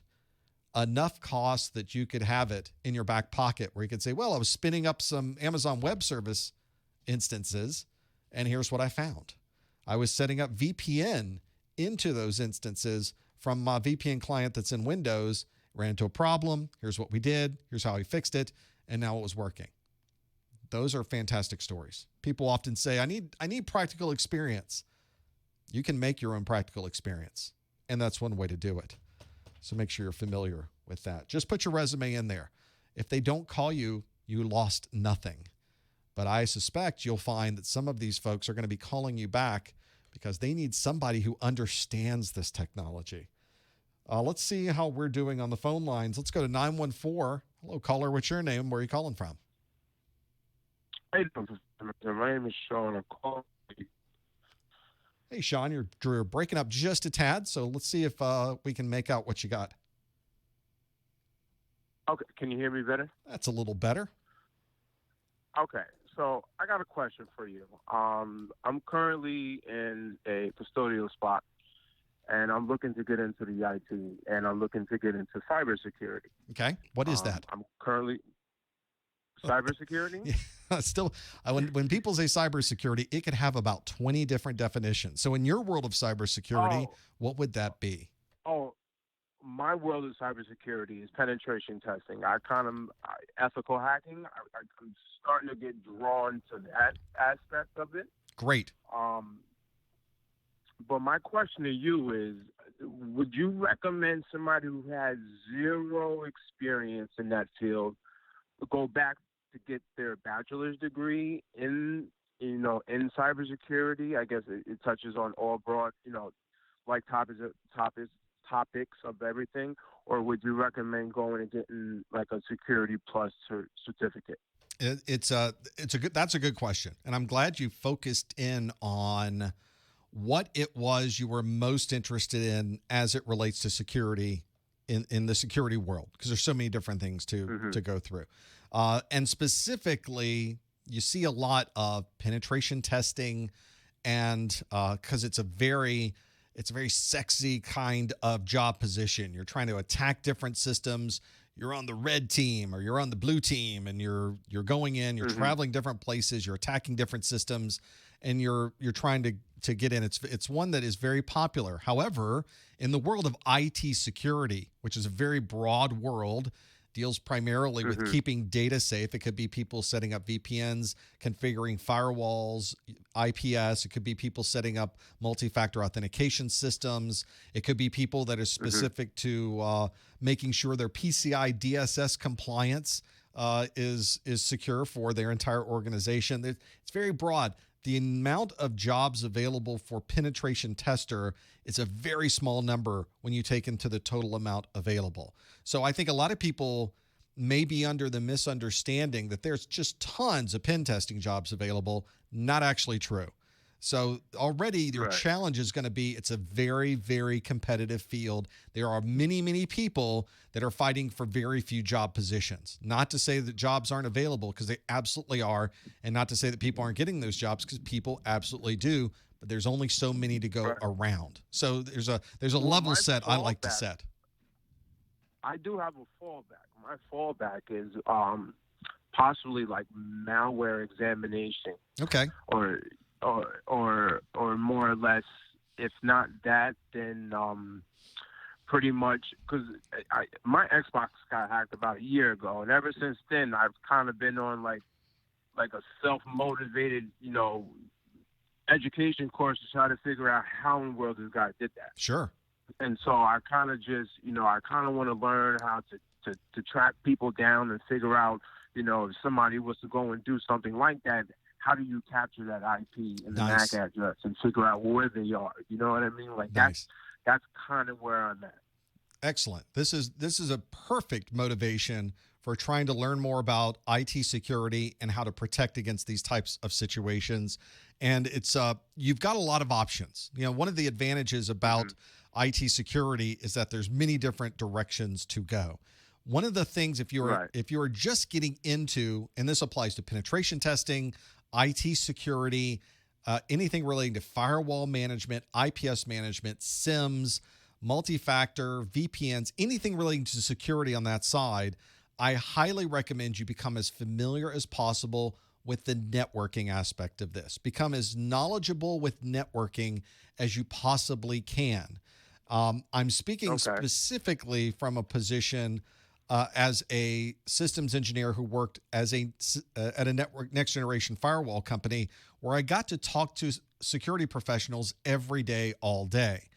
And I got to talk to them specifically about how they were protecting their networks. I got to talk to some of the biggest companies in the world and talk to them about what's really driving them, what they're doing to protect these networks that they're working on. And most of it had nothing to do with pen testing. Most of it had to do with exactly what you said. How do we figure out how the bad guys are getting in? And then how do we put systems in place to identify and prevent those things from happening? If you want to call it blue team, I guess you could, but it really isn't. It's really much broader than that. It's not really a pigeonhole like that. It's a very large, broad set of things to understand. And for all of those, most of the time it's people on a firewall administration, it's IPS management, it's integrating with cloud-based sandboxes to identify unknown malware and be able to pull down new signatures and deploy those signatures to all of your firewalls. There's so many different aspects to this that you could get into. But all of that has this very, very strong foundation of networking associated with it. If you're going to be setting up firewalls, it's probably going to be redundant firewalls. They may be in an active-active or an active-passive configuration. You'll need to integrate them into the existing layer 3 routers that may exist, or The firewall itself may be the layer 3 device, and you have to integrate with the layer 2 switches that are on the inside of the network. And when that particular scenario is in place, now you have dynamic routing protocols to the internet, and you may even have dynamic routing protocols that you use on the inside. So there's probably going to be some route redistribution that you're going to do between the two. Everything I just mentioned is all networking. We haven't even talked about the security part of it yet. So I know. I just got finished taking my networking course in school. So you get it. There's everything you're saying, like I just went over it. So it's starting to make sense. This is what all of the foundation of security and IT security, and I guess if you want to call it cybersecurity, that's what it's all based on, is a strong knowledge of the network. If you don't know where the traffic is going, how it got there, and where it's going next, you're never going to understand how to protect against some of these attacks that will be coming in. The other aspect of this is layered on top of that. If you do want to get into pen testing and that side of things, and even IT security to a large degree, you have to have a very good knowledge of operating systems. And not necessarily kernel type knowledge or programming knowledge. You have to understand the internals of how the operating system works. You have to understand how to get around and move in Linux, how to install applications, how to manage it, how to patch it, how to protect it. You have to do the same thing for Windows. You have to do the same thing for Mac OS. I just downloaded those two systems for the virtual. I just logged on and I seen you talking about it. I was like, oh, I just did that. And literally just installed the virtual box and put a new Windows 10 on it so I can practice with that, and put a new Linux or Ubuntu on the virtual box as well. Your virtual box setup sounds very similar to exactly what I'm running on my system right now. So that's exactly the place you should be. You're in the right world. You're in the right mindset for the things you want to do.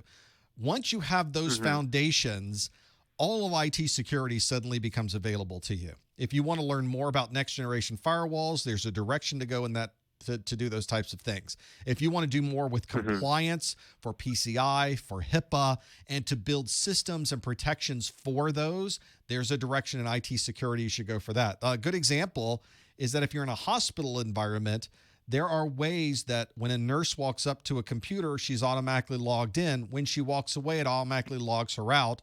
The next person who walks up to that computer is automatically logged in with their credentials. So that is definitely a HIPAA scenario where we're taking a compliance with security and adding the technology to make that compliance work properly for the particular environment that you're working in. There's also other places you can go with that, dealing with operating system security, dealing with the management of antivirus and anti-malware. There's entire organizations where there are groups of people that all they do all day, every day is deal with antivirus and anti-malware for their entire company, and they never have enough time in the day. So you really get a choice of what you want to do. And of course, there's pen testing. If you want to be somebody who really understands how to break into systems, how to circumvent the security that's in place, to be able to get around the operating system, you have to know the networks, you have to know the OS, and then you have to know how to use the tools to be able to do that. But you can't do that until you get those foundations in place.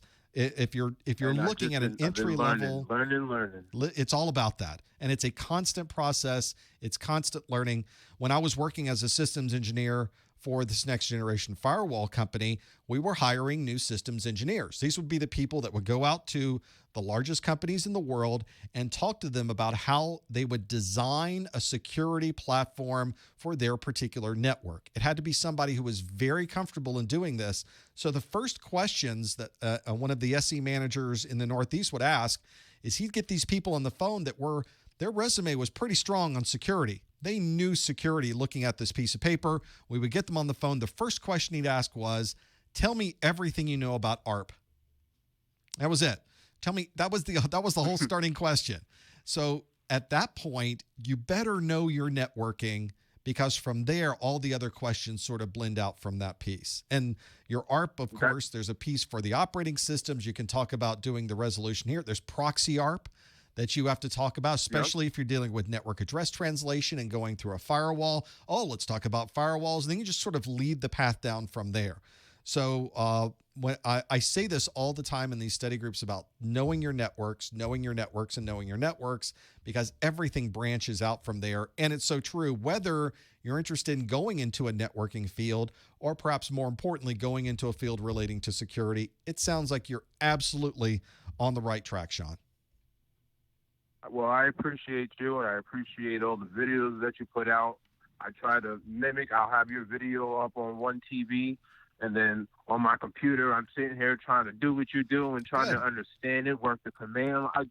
I appreciate everything you do, honestly. I'm glad you're doing it, and you're absolutely doing the right thing. You're on the right path. I like everything you're saying, and just keep doing what you're doing. All right. Thank you, Professor Messer. You have a good day, man. Thanks, Sean. I think that's one of the challenges you run into with trying to decide how do I get to that place is you have to build the foundation. And for those of you interested in security, gosh, I spent at that last position as a systems engineer, I was at that company about 7 years going from place to place, it was an international position, mostly Caribbean and East Coast. But it was one where we would just every day go into these companies and organizations and talk security. And most of the conversations were about networking, and then we layered the security on top of it. That's what you have to be able to do.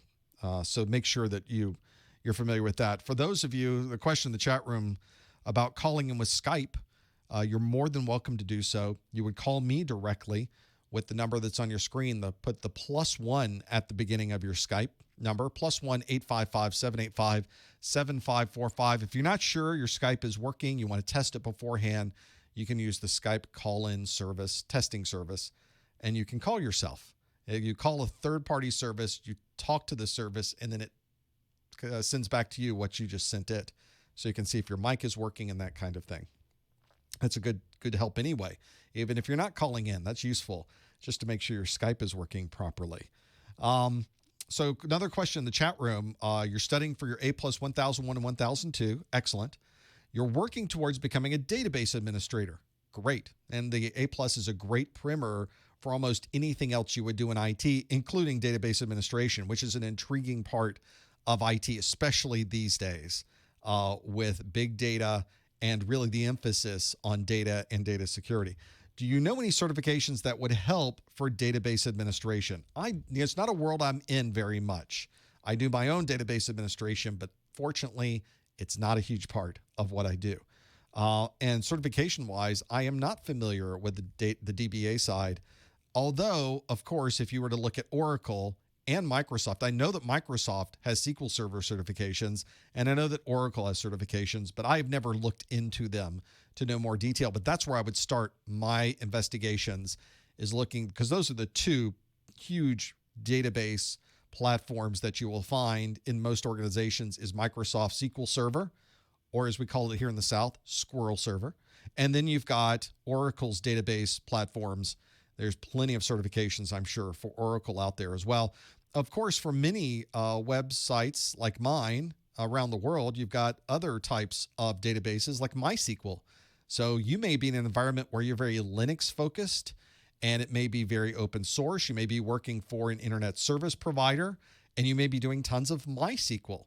And there may not be that many certifications available for MySQL out there because of its approach to open source and it being more of one that's not managed by any one entity or any one company. So it's kind of nice to have that, but it also may limit your options for certifications. I don't know, maybe there is a MySQL certification out there. Someone will be able to fill me in and see what the options are for something like that. And of course, there's other certifications or other databases out there that people are doing as well. So you're not limited to any of those. There's so many different databases and database technologies available. Find the one that's the popular one in your area, the popular one for a particular employer.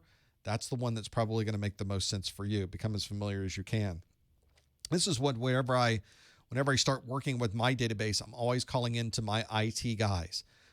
My particular configuration is I have a set of cloud-based servers. If you're connected to ProfessorMesser.com right now, you're connecting to my cloud-based servers, and I have a whole IT team that manages that. I can call them at any time of the day, and they can help me through some of the things that I'm doing. So, Amazon may have a database administration certification. That'd be good too, and have some of those there. This is one of those areas where I say once you get the foundation like A+ in place, now you can start feeling out the next direction. Maybe it's database administration. Maybe it's workstation administration. Maybe it's server administration. Maybe you want to go into networking. Maybe from there an adjunct into security. Maybe you're more interested in data center operations. There's all these different areas of IT. And when you first start out, you may not even realize they exist or that you even have an interest in it until somebody shows you, until you see it. That's the way networking worked for me. Is I was working in an insurance company.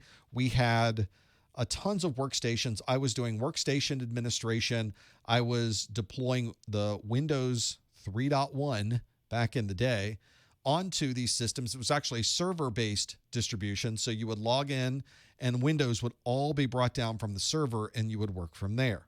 And so we could change things on the server and it would automatically show up on the user's workstations. Obviously, Windows is not deployed that way any longer, but that's the way we did it back in the day. And as I was working with that, there was another team that took care of the servers. I was walking down the hallway, and they had plugged in this box to a network drop, and it was making these Geiger counter sounds. And I walking by, and I said, what is that? They go, oh, this is the sniffer. Not a sniffer, it was the sniffer. Sniffer, a product made by Network General. And it was, in fact, this organization, I think, had the second token ring sniffer to come off the assembly line. They had plugged it in, and they were able to see the frames of data going through the network. Now, this is something you didn't have access. There was no Wireshark back then. This was the only way you were able to see this.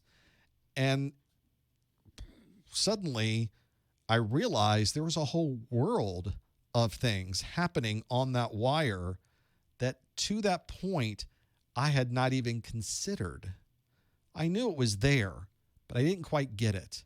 And now suddenly there's a box in front of me that is telling me everything that's happening on the wire. And that's where I went. I'm like, that's what I want to know more about. I wasn't sure where I was going. Now I know where I'm going. I need to know everything there is to know about this box that's sitting in front of you. And so I grabbed the manuals. I wrapped myself into this device. I captured data. I looked at the decodes. I understood how to use the product. I became more familiar with that. And that was where everything sort of went from that point. That was the next step. That was the next thing I wanted to do. And from there, I went from the next thing I wanted to do to the next thing and the next thing and the next thing. Did I know it was going to be here? No. I had no idea I was going to get to this place. There's no way you can plan for those things. So that's one of those, you will figure it out. And sometimes you just go where the river takes you. And that's where, in my case, where the river took me. Let's go back to the phone. 773. Hello, caller. What's your name and where are you calling from? I hear you. Hello. Hi, caller. What's your name? Where are you calling from? Joe, Chicago. Hey, Joe from Chicago. What can we do for you, sir? Yes, Professor, how would you rate the what they call power of routers over antivirus software? As an example, is the router more effective if you set up the router more, if you configure it correctly? Is it more effective to prevent a system from being attacked, or if you just put a very strong antivirus on every PC you have in your network? I would appreciate your answer. Oh, this is the question that every security administrator in the world asks themselves, is how can we make this entire system from point A to point B to point C more secure? And the answer is there's things you can do every step along the way. It, of course, is going to depend on the type of router you have. It's going to depend on the type of personal firewall that you're running on your workstation. It's going to depend on the antivirus that you're using. But every single one of these things has an impact on your overall security posture. So, for example, I have a very simple router here in the studio. It's a very simple Cisco router. It's given to me by my internet service provider, and it has very little security functionality associated with it. But It does have some filtering. It does allow me to turn on a wireless function and set up some wireless security.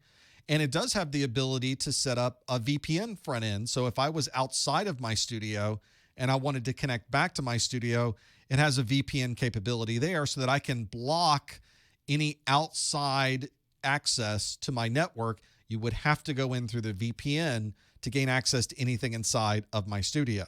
So there's an example of how a router could be a valuable security tool just in the way that you would configure it. There are many places, I was just reading a Reddit thread on this. There are many places that have allowed external access to remote desktop from outside, from the internet. So from the internet, someone could hit one of their internal devices, in some cases, multiple internal devices, using remote desktop without having to go through any additional VPN type connectivity. Now, they still would have to provide a username and password, but sometimes, of course, as we're aware, those usernames and passwords are sometimes very easy to figure out. So that was a good example where they said, guess what, everybody? I was just able to disable that port from being open on my firewall, on my router to banner day. That's a good example of how you configure your router can have a dramatic impact on your overall security posture. Now let's talk about the firewall that's on your workstation. In Linux and Mac OS and Windows, all have very capable personal firewall or software-based firewalls that will run on these systems. There would really be no instance when you would ever turn those off. Even when you're sitting inside, when I'm inside my studio, I've designed it so nobody can get in, but why would I ever want to disable the functionality? It's not limiting my ability to be able to communicate to the network. It's not limiting my applications from being able to work properly. So I would, of course, leave that firewall on and prevent anybody from directly attempting any type of connection from the outside into my computer. And then, of course, you get into questions about antivirus and anti-malware, and there's a whole set of arguments that can be made there about using the built-in antivirus that comes in Windows with Windows Defender, or should you go to a third-party provider for antivirus? It is an argument where there is not an answer, and it's an argument that it will never end. So in many cases, it doesn't matter who you talk to or what type of advice you're going to be getting. It's going to be a constant back and forth over what you should do and how you should do it. In that particular case, there's more thought that has to go into it, dealing with do we use something as built-in or do we use a third party? Sometimes it's personal preference. Sometimes there is a particular feature that's needed. Sometimes there's not, and the built-in antivirus is fine. My answer for you is there's never any one thing. You should be using all of these things and more in what we in the industry, of course, call defense in depth, which is a layered security. You would use many different security techniques and technologies to be able to protect your data. And of course, you should use as many as you possibly can without having a detrimental impact over you being able to do what you need to do. And he's already gone. He is so tired of listening to that. Who can blame him?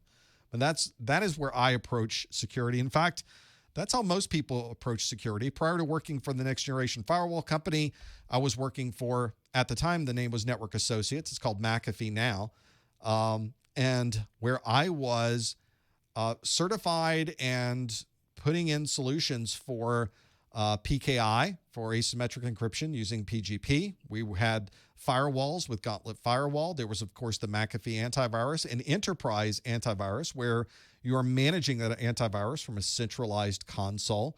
You've got security with IPS. McAfee had bought some IPS technologies as well. It was the 2000s, early 2000s, and everybody was buying everything. And McAfee had made this huge, or Network Associates had made this huge set of investments and had practically every security technology in the world.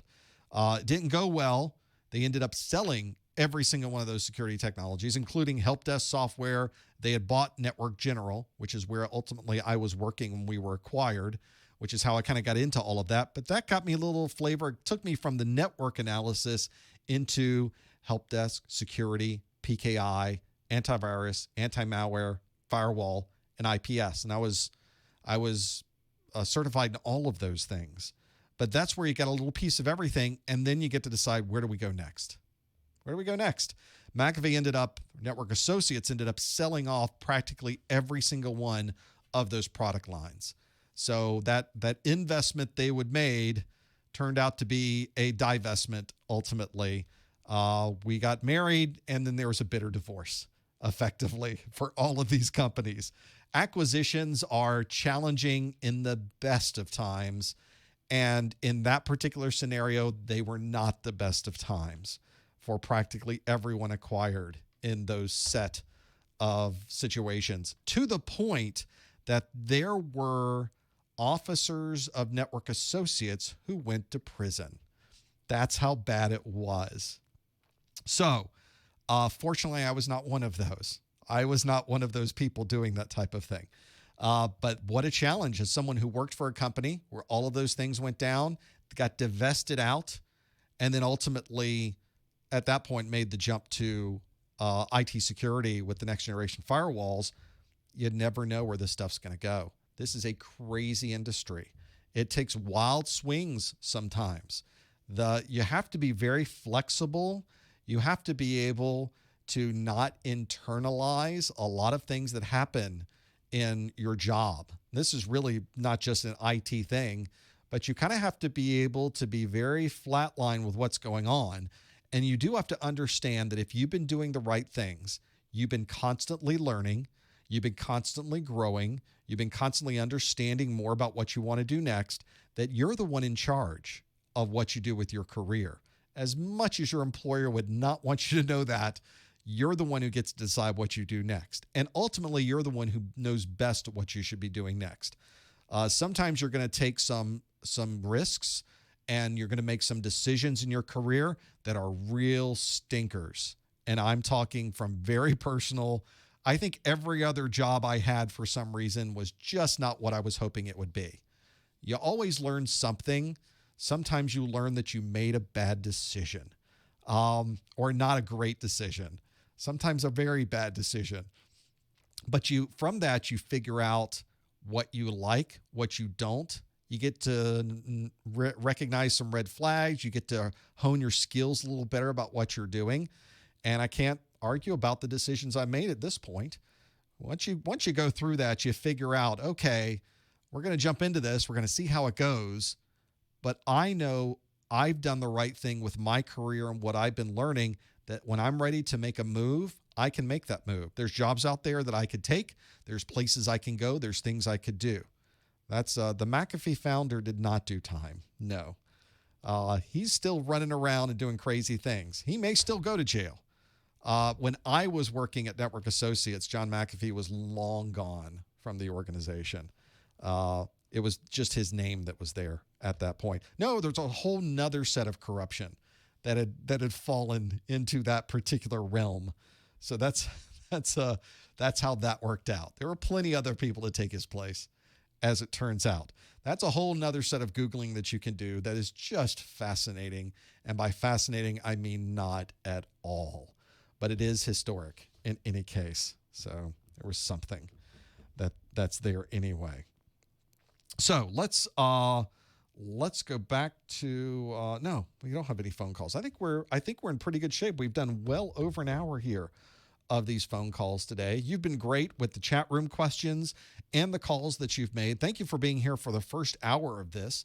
We really would not be able to have any of this without you being here. It's a huge part of what we do. Thanks for all the questions in the chat room. Thank you for your comments in the chat room and things you've been doing. It's been amazing these last couple days to do the A+ for the 1001 and 1002. I like that we've split it up into multiple study groups, and I think it's working out. So I'm very pleased that you've been here to participate. That's great. And we'll do it again next month. You're, of course, more than welcome to show up next week. On Wednesday, we have our Network Plus study group. We'd love to have you come back here for that, where we talk all about networking all the time. Well, until then, thanks for joining us. We'll see you next time on the A+ study group.